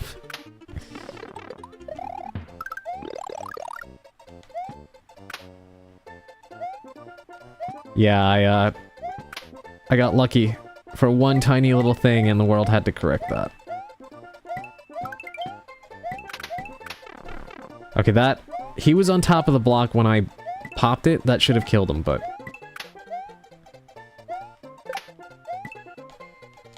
Get out of here.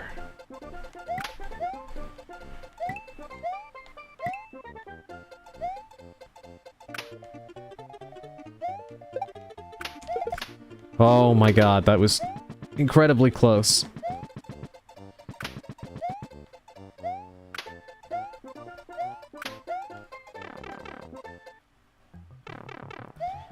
Now, see, I could have gotten that if I had a mushroom. Ah, that's infuriating, but at least we know where it is. And at least we made it through the standard exit.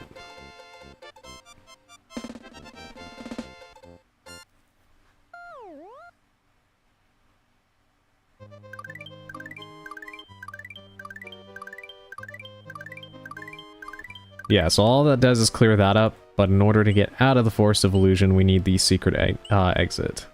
So we gotta go back in.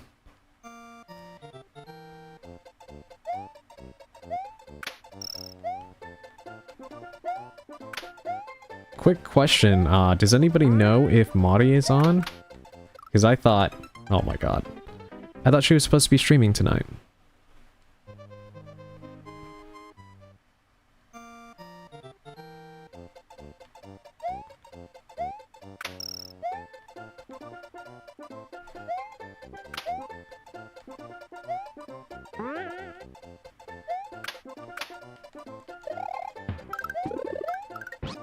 Alright, there we go.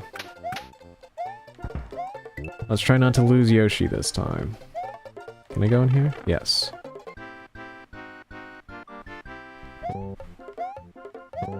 Alright, I'm not too worried about it this time.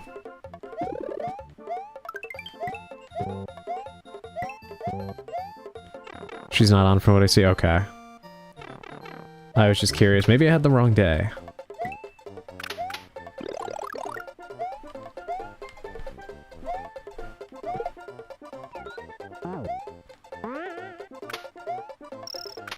No.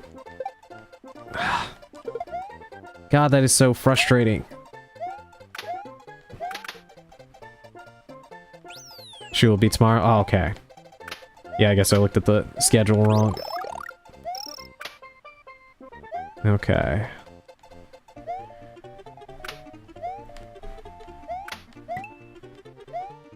I'm gonna finish getting this time. Thank you.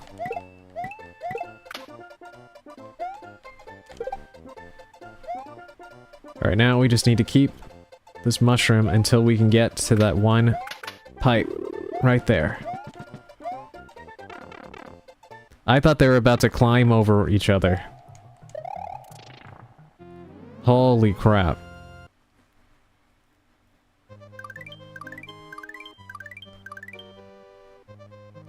There we go.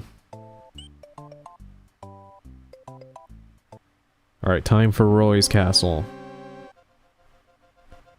Which, fun fact, for whatever reason, anytime I play any of the newer Mario Karts, Roy is always a massive pain in the ass. I don't know why specifically him, but... oh god.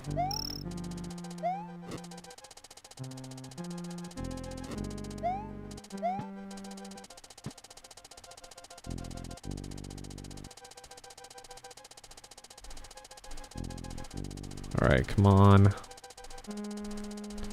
Let me pause it so I can read chat real quick. Also, I may be busy tomorrow. If you can keep an eye on our fiery chicken perps, that'd be awesome. Only if you're feeling better too. Aw.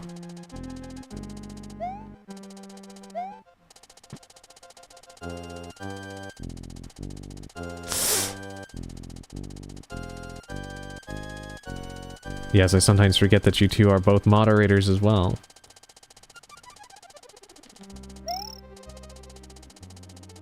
You both have the power. No, damn it, come on. Alright.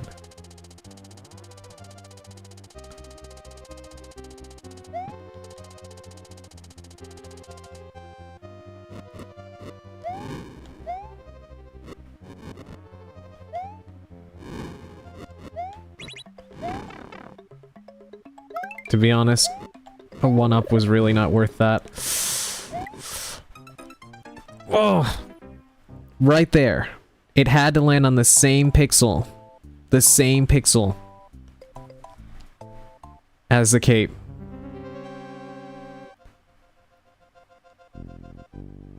That was terrible luck. That's alright.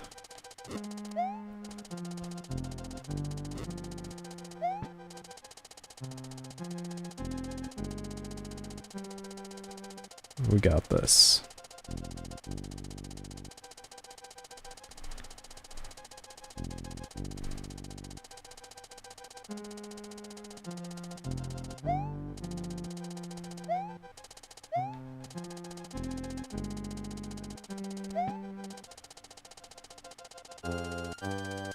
I just really need a, I wish there was a mushroom there for reassurance.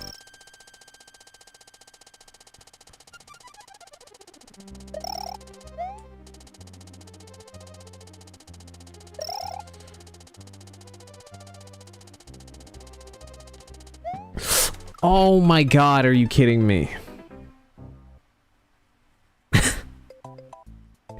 Of course, I hit my head on the stupid block.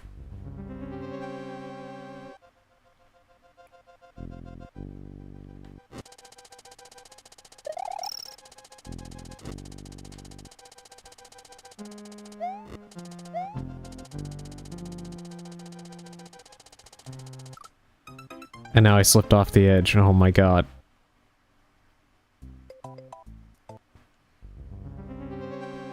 This level normally does not give me this many problems. And I know it's only happening because I'm on stream. That's the way it goes.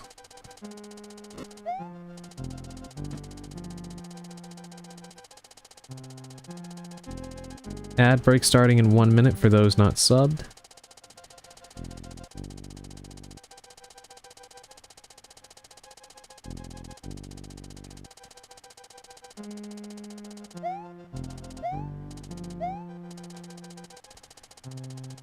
Sorry, I'm a little quiet right now, chat. I am just trying to make sure I don't mess this up again.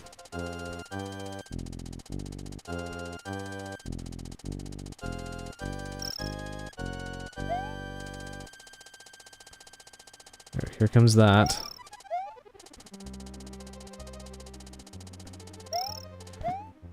Alright, let's let it go all the way to the edge this time. Let that drop. You're fine, Adrian. I think we're all locked in. Yeah, sometimes I still,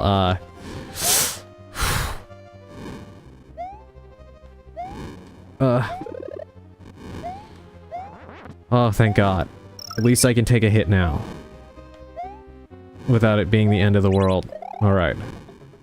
Whew. Boss time. Oh, this guy. This one is the easiest. Even easier than the first one, to be honest. He just is very one-track minded. He doesn't really have a strategy. Let's just drop on you.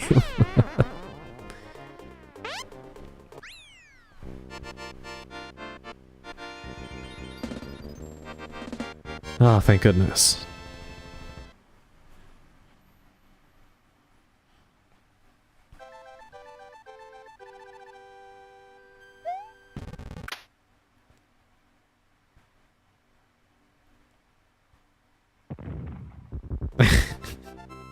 Mario found his way through the Forest of Illusion and has put an end to Roy Koopa of Castle Number 5. Onward to the dangerous but tasty Chocolate Island. Okay, I lurk. I gotta go start dinner. Thank you for the lurk, and thank you for coming around, Spooky Auntie. Enjoy dinner.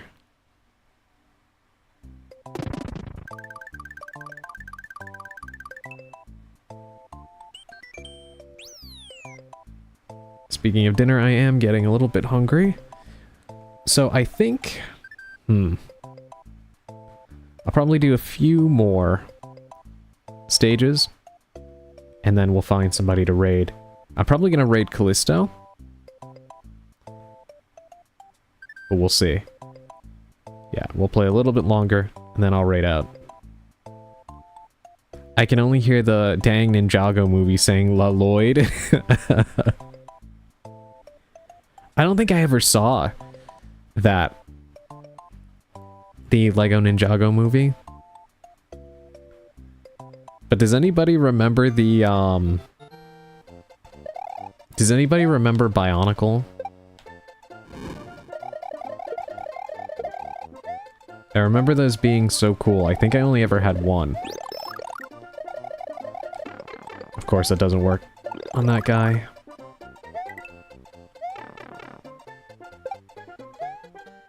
Come on.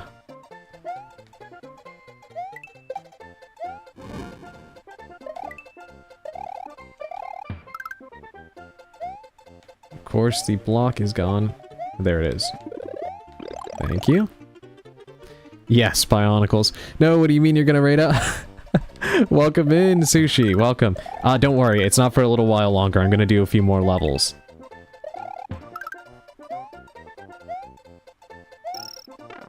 But welcome in. How's your day so far?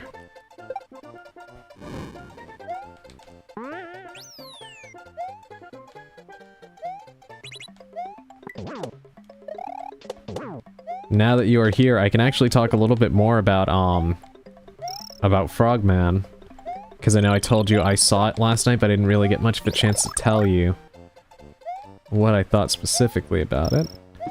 I just been listening for like an hour. You should have said hi. Welcome in. Thank you for the lurk. I appreciate it. Yeah, Frogman was so good. So I am already a massive fan of, found footage films.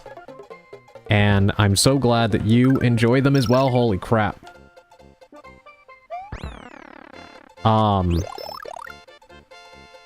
I've been protecting found footage films from slander for so long, and I do understand why some people don't like them, don't get me wrong. But to me, found footage films are like high risk, high reward, right? When they are done wrong, they kind of accentuate like the worst tropes in horror and stuff like that. I can understand why people don't like them because it can be really boring without, you know, decent cinematography or visuals to make up for it, right? It just looks like somebody is, you know, holding a camera, etc. And it can be dull if the writing is bad. But when it works, to me, found footage horror is far more effective than traditional horror. Far more effective.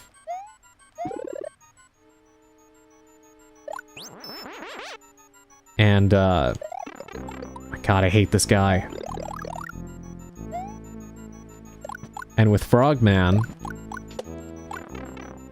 something that really impressed me about it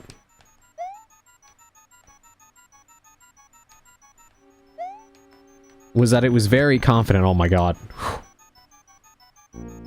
Very confident in, showing off its special effects.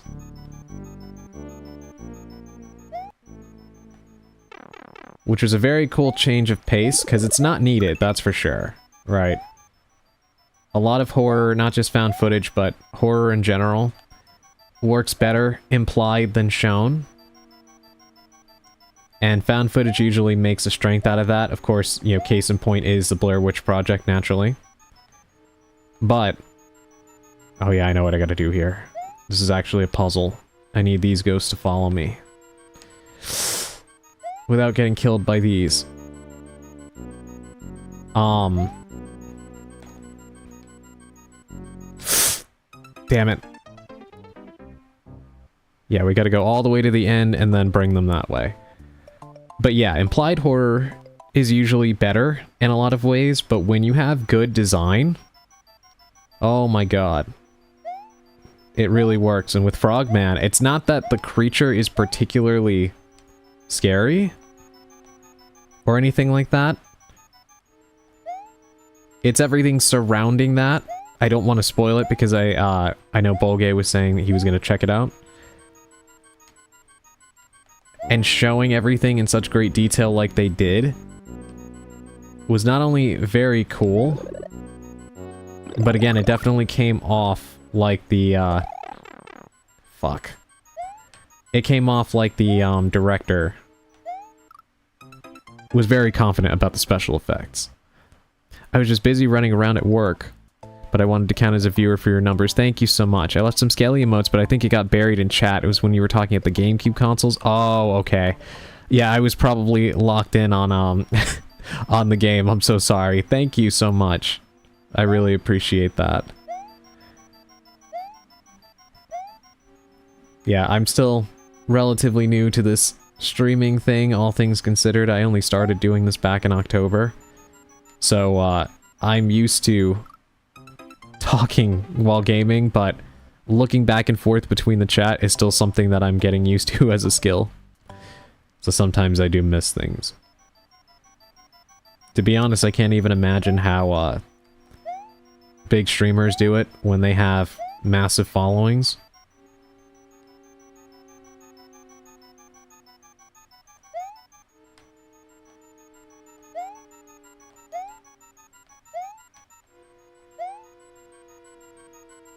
Alright, now we just try to make it to this mushroom.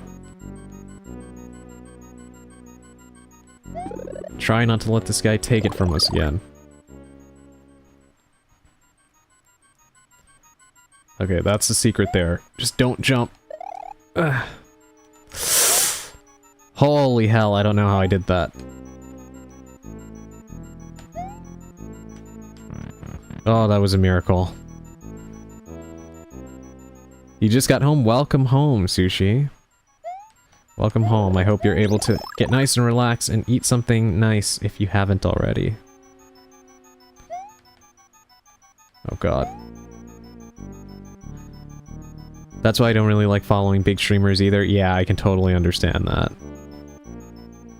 I think some streamers are better at it than others, but it's genuinely difficult. Because, I mean, there's no real easy way around it. I need the other two over here. I'm gonna go inside. Also, I love how you think. Enjoy your critique on horror and perspectives. Thank you so much. Tell me more. You're in my earbuds. Oh god, come over here. Why does it keep cutting off the other two? I need all three in order to get up there. Yeah, but continuing on, Frogman and such. I think the confidence displayed by showing more of the creature actually made it more effective. Especially because, again, without spoiling anything, there was more to it than just, like, you know, 2 seconds of something growling or whatever, which is often a problem with really all kinds of horror movies, not just found footage. And that allowed it to be even more effective, I think. Okay, please stop moving. Please stop moving!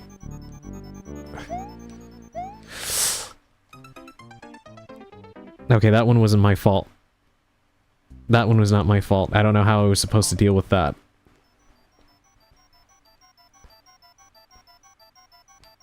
But,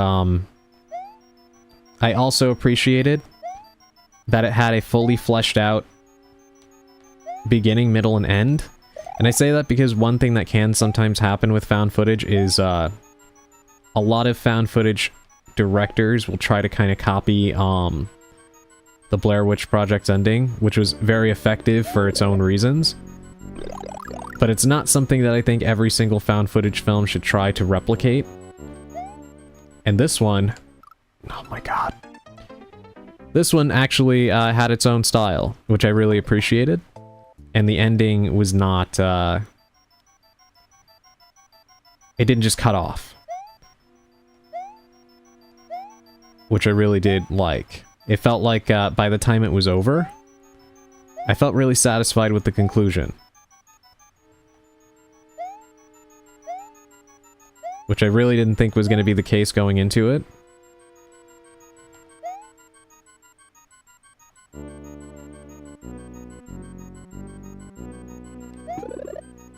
And it did seem like there was an implication that there might be another one at the end in the credits. Which kind of surprised me, given how it ended. Seemed like it had a finality to it. So, if they actually do another one, I will definitely be there.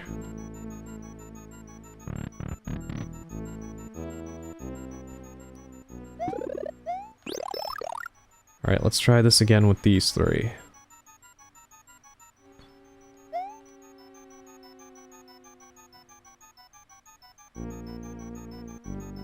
Come on, a little bit closer.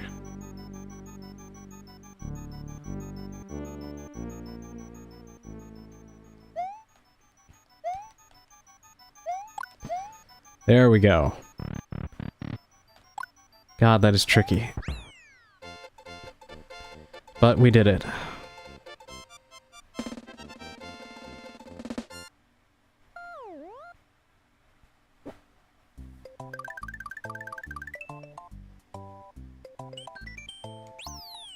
When I first played this little area right here drove me nuts. Because it looks like you could probably unlock a secret and open up like 2 stages on those 2 islands to the right, but you actually can't. If you look at the stage right to the right, this one right here, Chocolate Island 1, it's yellow. Only the red stages have secret exits. So you can't actually do anything with that. And it used to drive me insane, because I was like 100% sure there had to be a secret there. And I would play this level over and over and over again, looking for some kind of other way out. And it was all for nothing. It's just pretty funny because I do think that, I think it was a game magazine or something at some point, had like done like an April Fool's Day thing or something like that, where they actually like put 2 stages there and then made up a lie for how you could unlock them, which only pissed me off even more.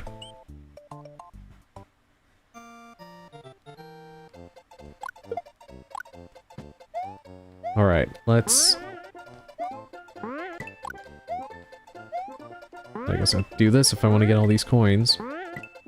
There we go. Yes, this level is full of these guys.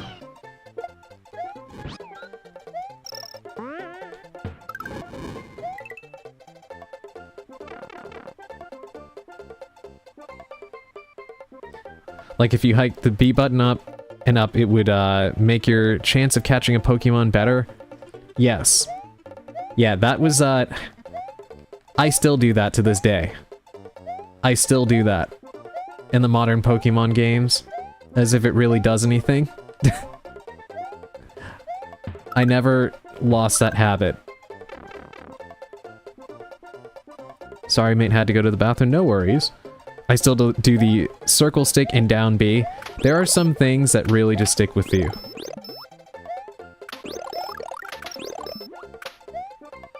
If I have certain electronics that don't work and it has like a part of it that will plug into something else, like say, you know, one end of the HDMI cables or something, if it's not working or something is up, I'll still like blow into it. Which, to be fair, can work if like there's accumulation of dust or whatever, but I still do that as if I'm plugging in a cartridge or something. It's just one of those habits that never died. I have my own ritual too. I look away until I hear the cot sound. I can totally see that. That's funny.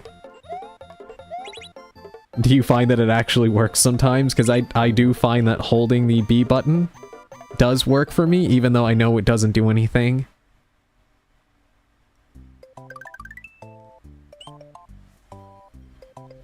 Thank you for the stretch. Hold on, let me sit up a little bit.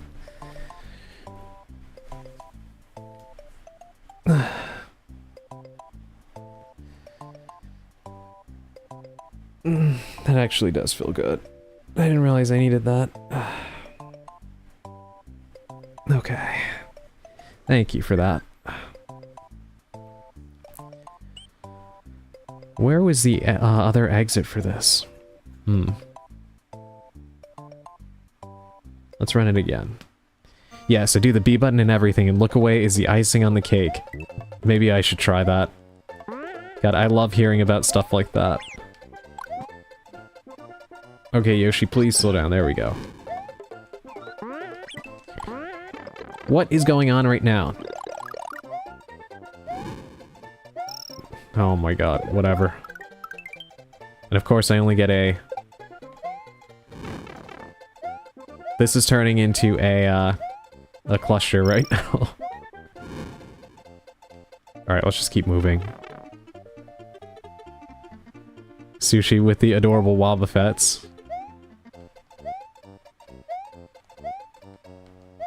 That actually does make me curious. What is all of your favorite Pokemon? I'm all cozy now. I'm happy to hear that. Yeah, I'm glad you are, you know, home and all done with work and stuff like that.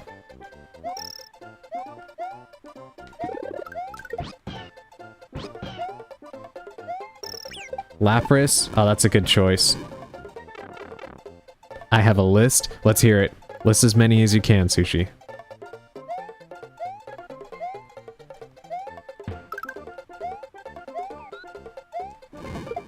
Please. Do not jump in the way. Let's wait for this guy to go.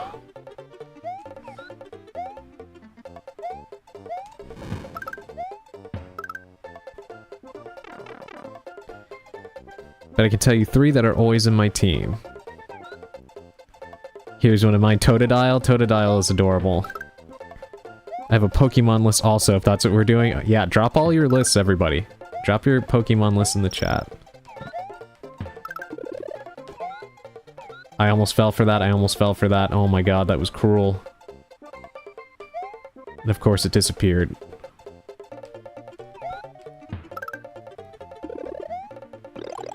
Thank goodness.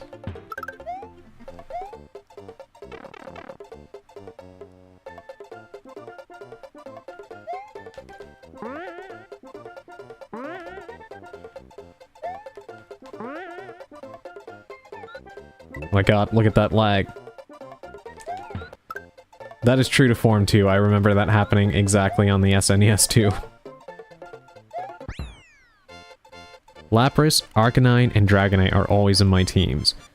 Those are all good choices. Oh my god, I remember especially during Gen 1, Dragonite was so hard to deal with.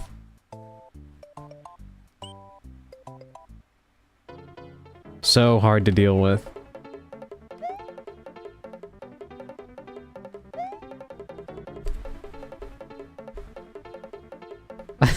That's adorable. I didn't, hold on, wait a minute. Is that a... Oh my god, I'm blind. I thought that emote you just used, Bulgay, I thought that was a Growlithe.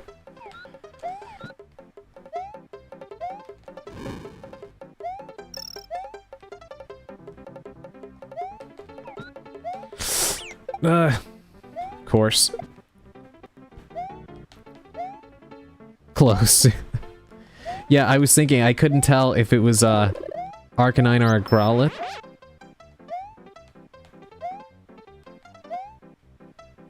Jesus Christ. I can't tell if I can... There we go. But my favorite starter is Cyndaquil. I'm trying to think, which one did I use in, Gold, Silver, and Crystal? Totodile. Yeah, I picked Totodile.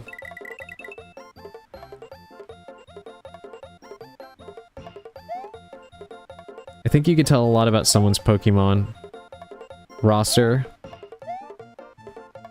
That is probably a good point. I'm very cliche in that my favorite Pokemon is Pikachu, but I do have some personal reasons as for why. That will always be my favorite Pokemon.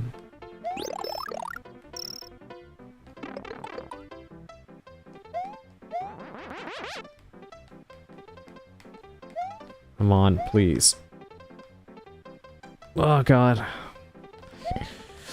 Okay, there we go. Now we're making progress.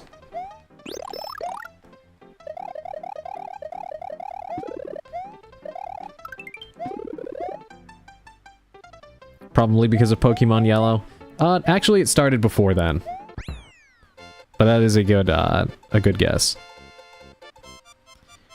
Pokemon list number 1. Gengar and Venusaur are always on my team. Gengar is an awesome Pokemon. Axew is my baby and his evolution in Tyranitar, Bulbasaur, Pumpkinboo, Greninja, Umbreon, and Pumpkaboo. Ooh, those are all good choices. I came to love Umbreon a lot because I played, did anybody here ever play Pokemon Coliseum? That game was so good. Like, if you see a Vaporeon, Lopunny, Gardevoir, oh my god. I think I know what you're getting at.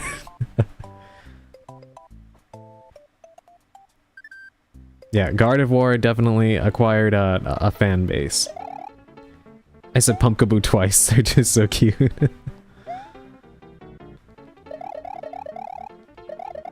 One, Pokemon that I really do like the design of is, oh my god, what is it called? Mimikyu? It's a perfect mixture of bizarre, kinda creepy and cute, all at the same time.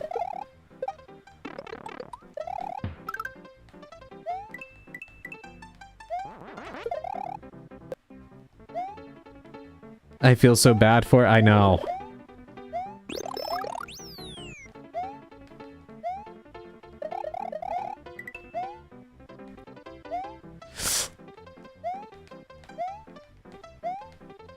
I do always find it funny when you have people that, like, just deride Pokemon as being, like, childish or whatever, which is hilarious because I really do kind of feel like the main audience for Pokemon these days. I mean, children clearly love Pokemon, but I do think it's probably us older gamers that are the main audience at this point. It's like that meme I'm sure you've seen where it's like, intended target audience and it's like Call of Duty or Grand Theft Auto, and then it shows actual audience and it's kids. And then you have the intended audience for Pokemon and it's children, and then the actual audience is adults. I do think there's a lot of accuracy in that.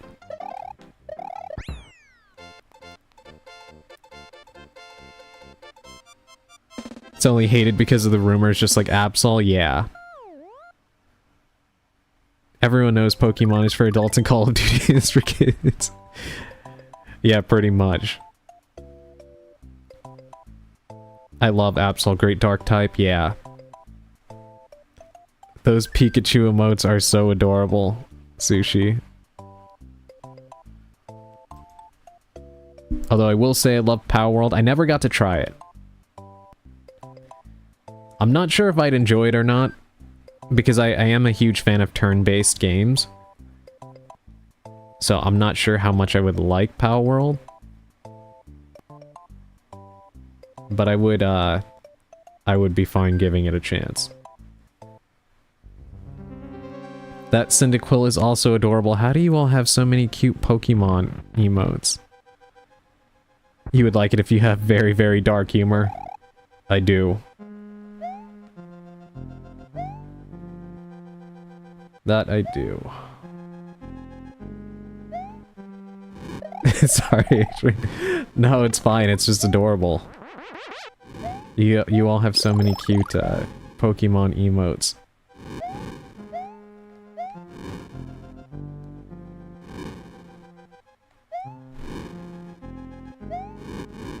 God.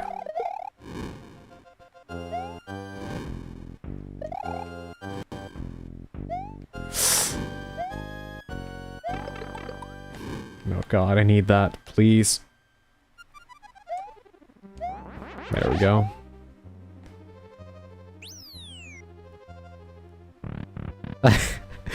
I've never seen that before. That Eevee is so cute.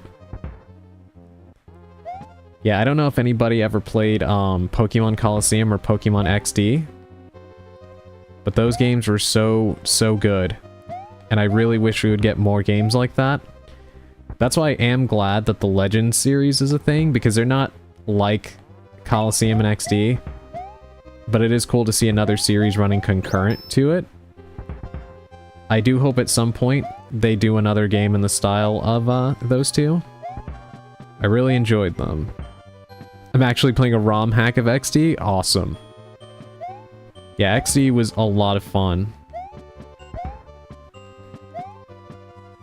And I don't know, there was something really cool about the protagonist of Coliseum having the Umbreon and Espeon.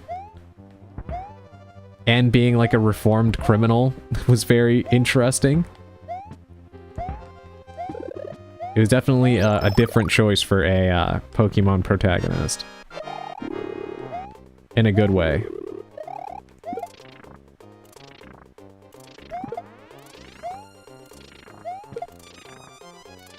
Once again, Reznor, please go back to 9 Inch Nails and stop tormenting me. Oh, those are so cute!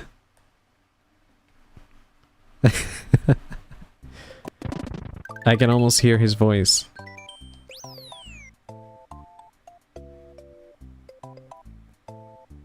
Alright, here's what we'll do. We'll get through this, and we'll do the next castle, and then I think I'll probably end, so I can get something to eat, because I am quite hungry. And I need to start setting up my Switch 2. Which, yes, Sushi, I imagine you probably heard it by now, but I did get a Switch 2 today. Because I am terrified that it's going to, go up in price again. Because of all of the,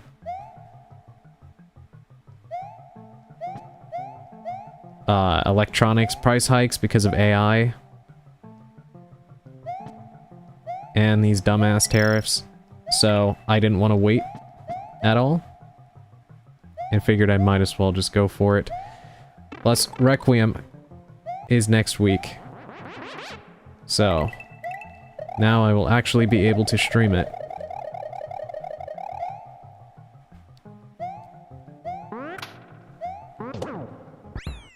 That was it? Jello Apocalypse sort of made an abridged version of Coliseum? Huh, I have to look into that. You gotta Switch too, let's go, yes! I'm so happy you can play Requiem, thank you. Yes, I was worried. I was actually gonna try to run it on my laptop, even though I knew that it wouldn't work. Just thinking maybe I could just put it on the worst settings and hope for the best, but thankfully I won't have to do that.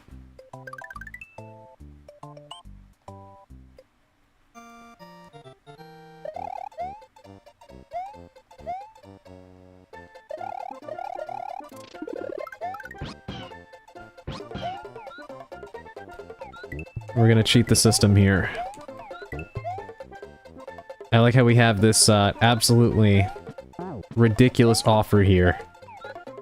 To pop this P switch to let all of these things out. Like, why the hell would I want to do that?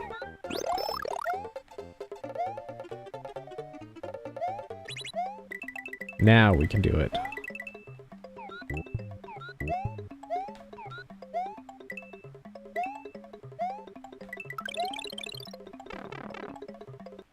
I need to go pre-order it now. Yeah, if you pre-order it, you get, an Apocalypse outfit.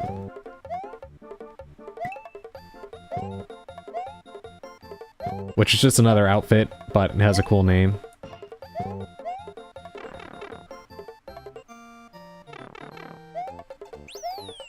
A small thing, but worthwhile. If we're gonna be paying full price for it anyway, might as well get something nice out of it. Sorry about that, Yoshi.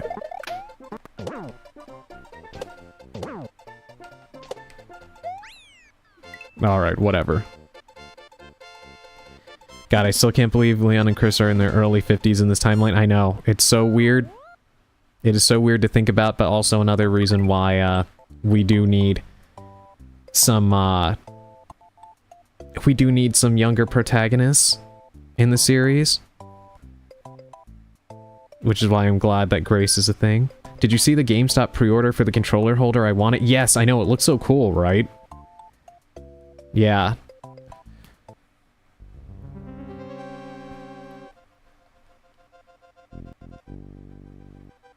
Believe me, I wish that they had a better design for the, Switch 2 Pro controller that they're doing for it, but my dumbass fanboy self still kind of wants it. Just because it is, Resident Evil themed. Capcom could have done a much better job with the design, though.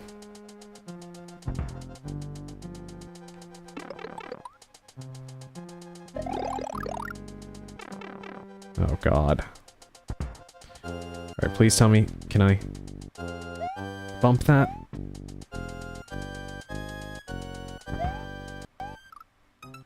Oh, Jesus Christ. No worries, Jill's body's still in her 30s. Yeah, I saw that they could've, yeah, it's...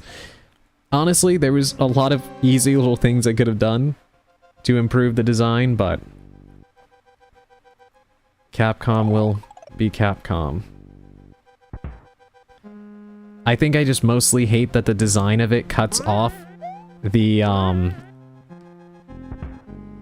letters. It's very weird. Like, I feel like they could have made some slight changes to the graphic they put on it, and it would have been fine. Because I assume that, like, Nintendo, and probably Sony and Microsoft as well, you know, have, like, a certain mandate on, like, certain buttons can't be blocked by a design, so that way you can always see what it's supposed to be for accessibility purposes, which makes sense. But Capcom could easily just modify the design and still adhere to those standards, it kind of looks like somebody, their graphic designer in-house, just didn't want to go through the trouble and just said, fuck it. Which is hilarious, and it also wouldn't be the first time that, Capcom has done that. It looks like it says Resident Evil. Yeah, exactly. Yeah, it really does.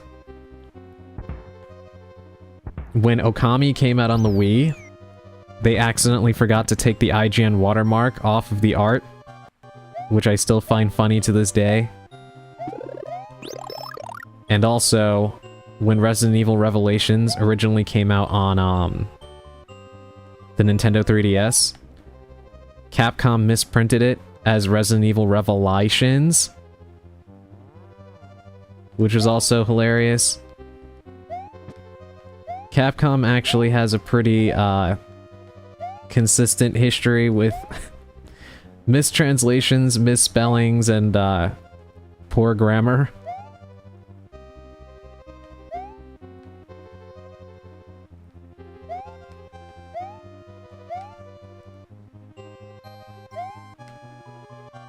Sorry, chat, 1 second. I am locked all the way in on this. Please move, please move. Okay. Alright, I gotta speed it up. Ah, my god, I was right there. I was right there. They killed off Chris's protege. Yeah, we were talking about that the other day, actually. Me and Sally. About Piers. I better see a John Wick costume for Leon. That would be cool. Wait, I have it and I didn't notice it. They did end up fixing it in reprints, so you might have a version of it that's spelled correctly, but when it first released, they misspelled Revelations. They misspelled it, they put the I after the A, and it was kind of like a huge joke in the community at that point in time. It was pretty funny. Minus from release, it would be awesome if it had that. Yeah, I think weirdly enough, I think copies that had the misspelling ended up going for more on the used market. Like, not a ton, because they obviously did make a lot of that misprint. But I do think it's worth more than the properly spelled edition. Which again is just humorous to think that a mistake like that could actually make your copy of a game worth more money.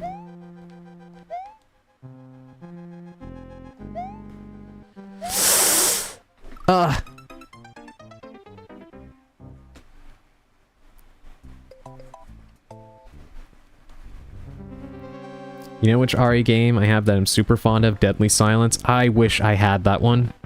Oh my god.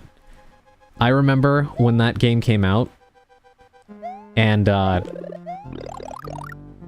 the time I was still pretty young, and I was afraid of Resident Evil, even though I, Jesus Christ, enjoyed playing the games. And, I don't know, I guess something about the idea of having a game that would scare me with me all the time on my DS scared me away from the idea of getting it, but now I wish that I would have gotten it back then. I still see a lot of people say that they think that's like the definitive way to play RE1, and I think I can kind of understand why, because obviously from like a resolution perspective, that's not the case, but it is a native version that you can take with you anywhere. It has door skipping built into it. And also has multiplayer, revamped modes, and other cool little things. So I can understand why some people feel that way about it. Finally, we got to it. There we go. I think Deadly Silence is a definitive RE1 OG version. Okay, so you are in agreement with that. The extra mode with all the DS extras is awesome. Yeah, it does look really cool. Don't worry, Adrian. I think a lot of us were at that a young age. The commercial where you first see the zombies for the first time in RE1 freaked me out as a kid. Oh, yeah. But I had no problem with, like, Metal Gear Solid. Yeah, I was the same way in a lot of ways. It's kind of funny to think about what scared me as a kid and what didn't. But I do think that, some of my experiences in life as a kid. So I haven't really talked about this, and since I am getting close to ending stream, I won't dive too much into it because there is a lot to talk about. But I totally understand if some people don't believe in this. I believe in it because I experienced it, and I also was not alone in experiencing these things, so I know I'm not crazy. But I did experience some pretty significant paranormal things when I was younger. And at other points in my life as well. But especially when I was really young. And I think there's a unique thing that happens to you when you do have those experiences, especially as a young kid, where you're terrified, you're frightened, but there's some kind of weird, hard to explain fascination that builds within you.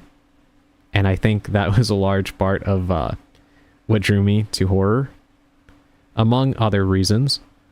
But experiencing those things definitely kind of made me drawn to the weird, the unexplainable, the scary, and just overall, the dark and twisted. If that makes any sense. It just don't end stream. I wouldn't if I wasn't hungry. But I am starving. And I also do need to open up my Switch 2 and make sure that it's in working order and everything. Get it nice and ready. Because the next time I do play a Switch game on stream, I'm probably going to do it from the Switch 2, so hopefully it looks nicer and hopefully things run a little bit better as well. And also, I'm going to try to see, I'm not sure if I'm going to have the opportunity, but I do have some YouTube stuff I need to work on, so we'll see about that as well. I started to watch The Walking Dead when I was 5 and I loved it. God, you know what? I'm glad you brought that up, because I've never seen more than, like, I think 2 or 3 episodes of the show, which I did enjoy. I did like it. But, oh my god, The Walking Dead video game series, so good. I still want to finish them. I stopped at, the 3rd one. I didn't get through, that. I didn't start the 3rd one, so that might be something I will play eventually on stream. You can't leave me at a cliffhanger for a spooky Adrian experience. So, I guess I can give you one. But this is so weird, right? This one doesn't, this one is going to sound completely ridiculous, but I promise you it happened, and I think what's very weird to me is I have actually, this happened to me when I was a really little kid, and, in the time since then, I have seen other people talk about having a very similar experience, which is very weird to me. But, yeah, there was this time when I was a kid and I was in my house, and I forget what I was doing. I think it was like cleaning my room or something like that, and then I stepped out into the hallway to do something. And then I feel something hit me in the head. And so I reach up and I pull a penny down. Like a penny had fallen on top of my head, which was completely bizarre. I was the only person standing in the hallway, and obviously there was nothing. There weren't just coins stuck to the ceiling, so I was very confused about that. And I had no clue where it came from. And weirdly enough, I have seen a lot of other people talk about having similar experiences with, like, money seemingly spawning out of nowhere. Like, not just appearing on the ground or whatever, but, like, manifesting in their pocket or, like, in their hand when it was closed or, like, hitting them or something. And that was so weird to me. And, again, I could totally understand if you don't believe it. But I will never forget that, because it was so bizarre. And it didn't really scare me. It was one of those things that was more of just a weird occurrence, especially because I had already seen a lot more strange things than that in the house I was living at the time. Especially, you'll remember, Sushi, I did tell you that I had an experience with a haunted doll. That was where I had that experience. So that was the one that frightened the hell out of me. So a coin hitting me in the head was not, that didn't really scare me. It was more interesting than anything. But, Yeah, definitely a weird one. And again, odd to me how I've seen other people have similar experiences with that. Really makes me wonder what that's about. That's wild. I've heard of other occurrences where coins blip in and out of existence. Yeah, it's weird, right? And you know, the thing I always kind of say about the paranormal, like, for people that don't believe, I kind of have a saying where it's like, if you don't believe in the paranormal, it's because you've had the luxury of not experiencing it.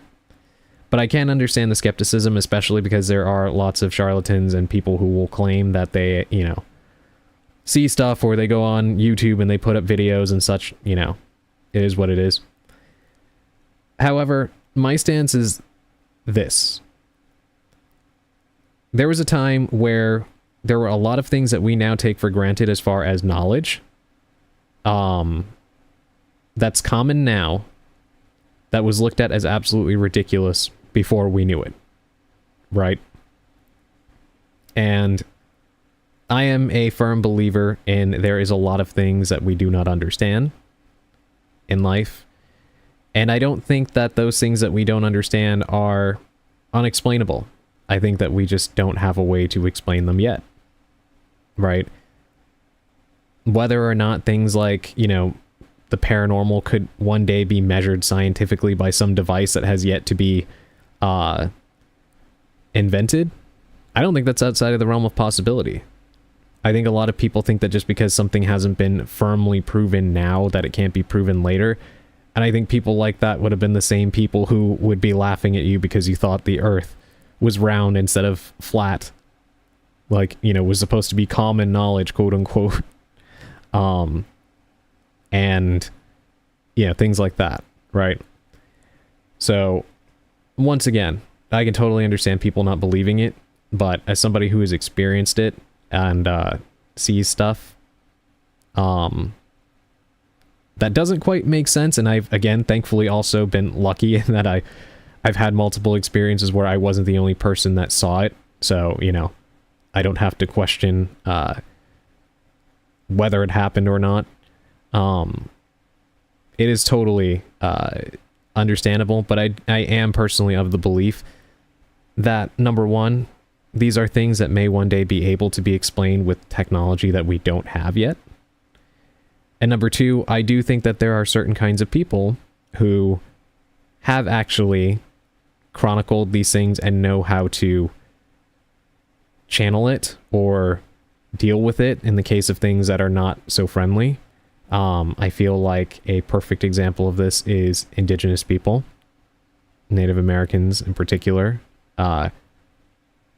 I want to pick your brain, but I'll save my questions for next time since you're trying to get off.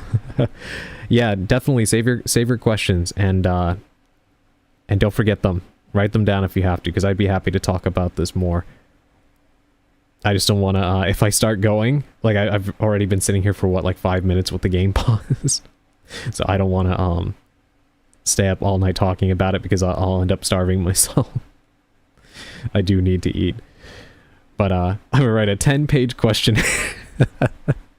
That's fine by me. We can discuss it all in another stream.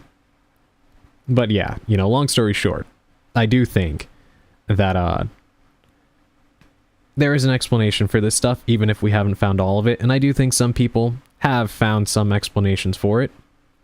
And yeah. But in my personal experience, I have seen quite a few things that don't make sense. Some have been friendly, some have been just odd, and other things have been definitely hostile. Definitely hostile. I'll just put it that way. But I guess it's more interesting to leave it on a cliffhanger for the next time we talk about this. But yeah, let me catch up a little bit on chat. What do you mean? What the fuck do you mean the Earth is flat? There's this funny thing I saw this one time, Sally, where this guy was talking about how he had a friend that was like, they were friends their entire life, and then there was this awkward moment where all of a sudden, like, they're sitting there, I think they were watching like the sunrise or something like that, standing by his truck or something, and he's just like, you know, this world may be flat, but she's the only one we've got. And he just, like, cringed himself inside out. He was giving him the side eye. Like, what am I even supposed to say to that? Like, we've been friends for how long, and you take this moment to reveal to me that you're a flat earther. Oh my god. This topic just gives me a job, man. I just love discussing these things. Me too. Absolutely. My ex-wife is a flat earther.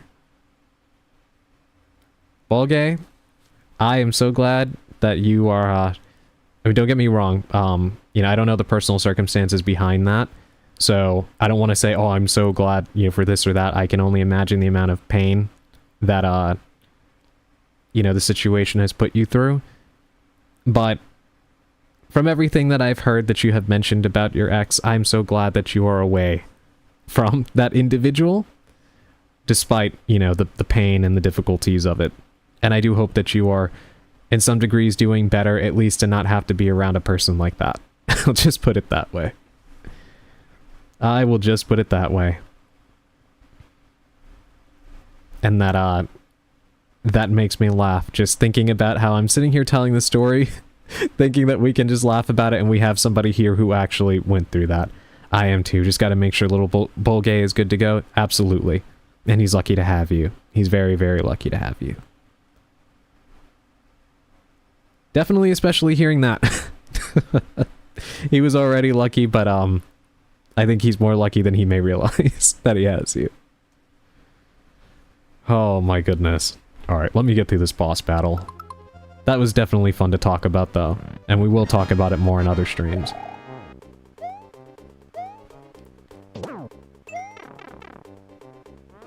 Oh god. Okay, that is kind of ridiculous. Jesus Christ. You know, speaking of... At some point... Oh god, I gotta do this again. At some point, I do want to... potentially do, a stream reading these kinds of things. I have been told by quite a few people that I should do it. And I'm a big fan of, these kinds of, like, channels on YouTube that read off, these stories, whether they are supposed true stories or, even ones that are clearly, you know, just made up and not intended to fool anybody, but it's just nice listening to scary stories. And, for the rare times where I am able to, sleep relatively peacefully, I love falling asleep listening to, paranormal stuff or true crime. So I kind of do like the idea of doing that, but I don't know how good I would be at it. I don't think I make a very good narrator, but I could always try my best. And the reason I mention it is because if any of you have any stories, you know, whether it's paranormal or things that are like, you know, scary experiences you've had that are perfectly practical or whatever, it could be fun to collect those and then read them during one stream. So yeah, I mean, that's something we could always talk about in the Discord server.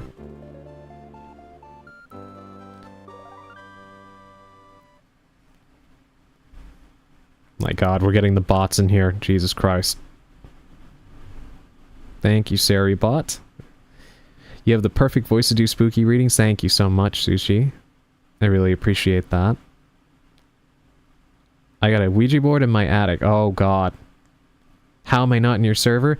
You can join. It should be, I don't know if you're on computer or mobile. But you could join.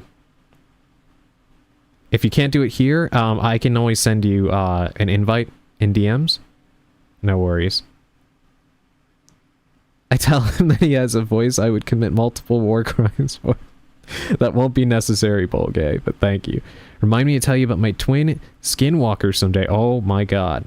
Yeah, definitely I would love to hear that. He does. More crimes for HP.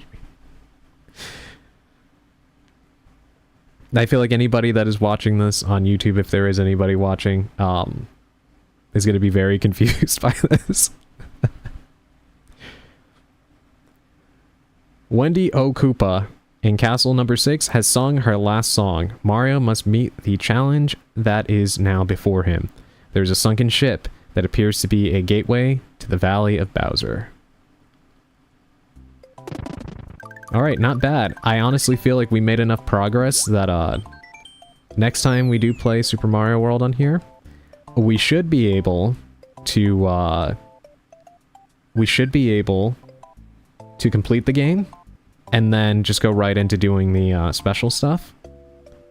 Because right after this level is Bowser's area and stuff like that. So yeah, we are pretty good to go there. His voice is sexy, nothing to say but that. Thank you so much, Purple. Okay, I join. Awesome. Glad to have you. Agreed? Well, thank you. Thank you so much. Alright, let me drop a save.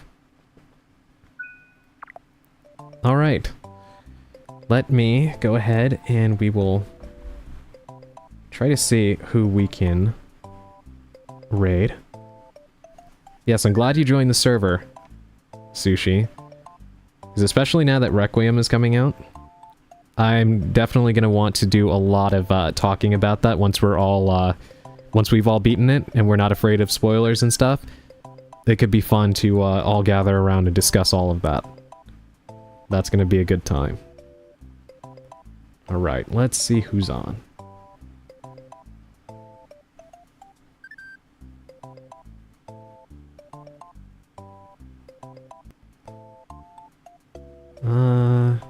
We got Simon Novak, haven't rated him in a bit.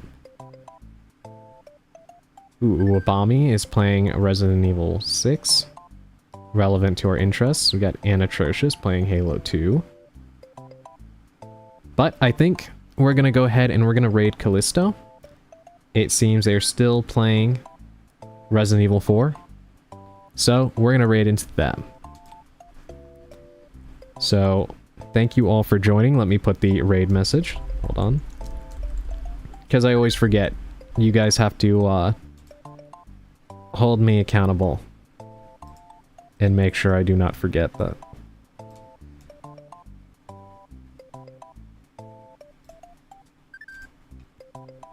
Okay. That will be our raid message. And yes, let me take us out of here to our chatting screen. Great, great. All right. Yes, thank you all for joining. I hope you really enjoyed the stream today. It was a lot of fun. And hopefully the next time you see me doing any kind of Switch-related stream, I will have my Switch 2 up and running, so things should look a little bit better. And yeah, hopefully next Friday, I will be streaming Resident Evil Requiem. Exciting times all around. And, God, there was one other thing I was going to say. What was it? Damn it, I completely forgot. But, hold on, let me snooze that ad break because we're about to raid out anyway. Okay. When will you stream again? I'm not sure. Maybe possibly tomorrow, but I do have a couple of things I need to take care of, and I've mentioned this a few times, so I apologize if any of you have heard this already. But on Friday, I'm actually going to be interviewed by a YouTuber that interviews independent VTubers and stuff. It won't air immediately. I don't know when it's going to go up, but I will be doing that interview come Friday. So I'm probably not going to stream that day. I have it as an offline day on my schedule. I might stream Saturday, but I also have something I have to do that day. So we will see. We'll see how that goes. If I'm not too tired from running out and doing what I have to do, then I may stream later that day. So we will see. Because especially now that I have the Switch 2, I would at least like to make it through RE4 Remake before Requiem. So we'll see how that goes. But yeah, I'll keep all of you updated in the Discord and on my Blue Sky, as always. So thank you everybody who showed up. I really appreciate that. If you happen to watch on YouTube, as this was my first ever dual stream, thank you for coming to watch. And, you know, VOD Gang, I can actually say this for once. VOD Gang, if you watched all the way through to the end, what should we have you leave to represent that?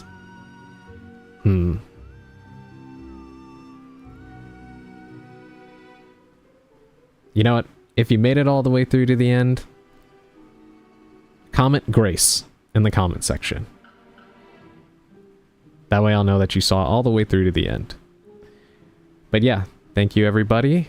Have a good night. Man, you're telling me I have to wait days for another Adrian stream? Here's a better question. When's the next sushi stream? Are you going to be on tonight? That's what the world wants to know. That's where the real interest is.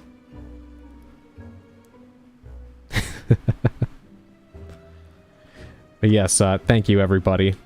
Enjoy the rest of your nights. Get something to eat tomorrow. Okay, I'm looking forward to it. I should be able to be there. But yes, get something to eat. Take care of yourselves. Purple, I hope you feel better. Please, please take care of yourself with that bronchitis. Okay, I hope you feel better soon. Stay warm. And, as always, everybody, stay spellbound. I'll see you next time.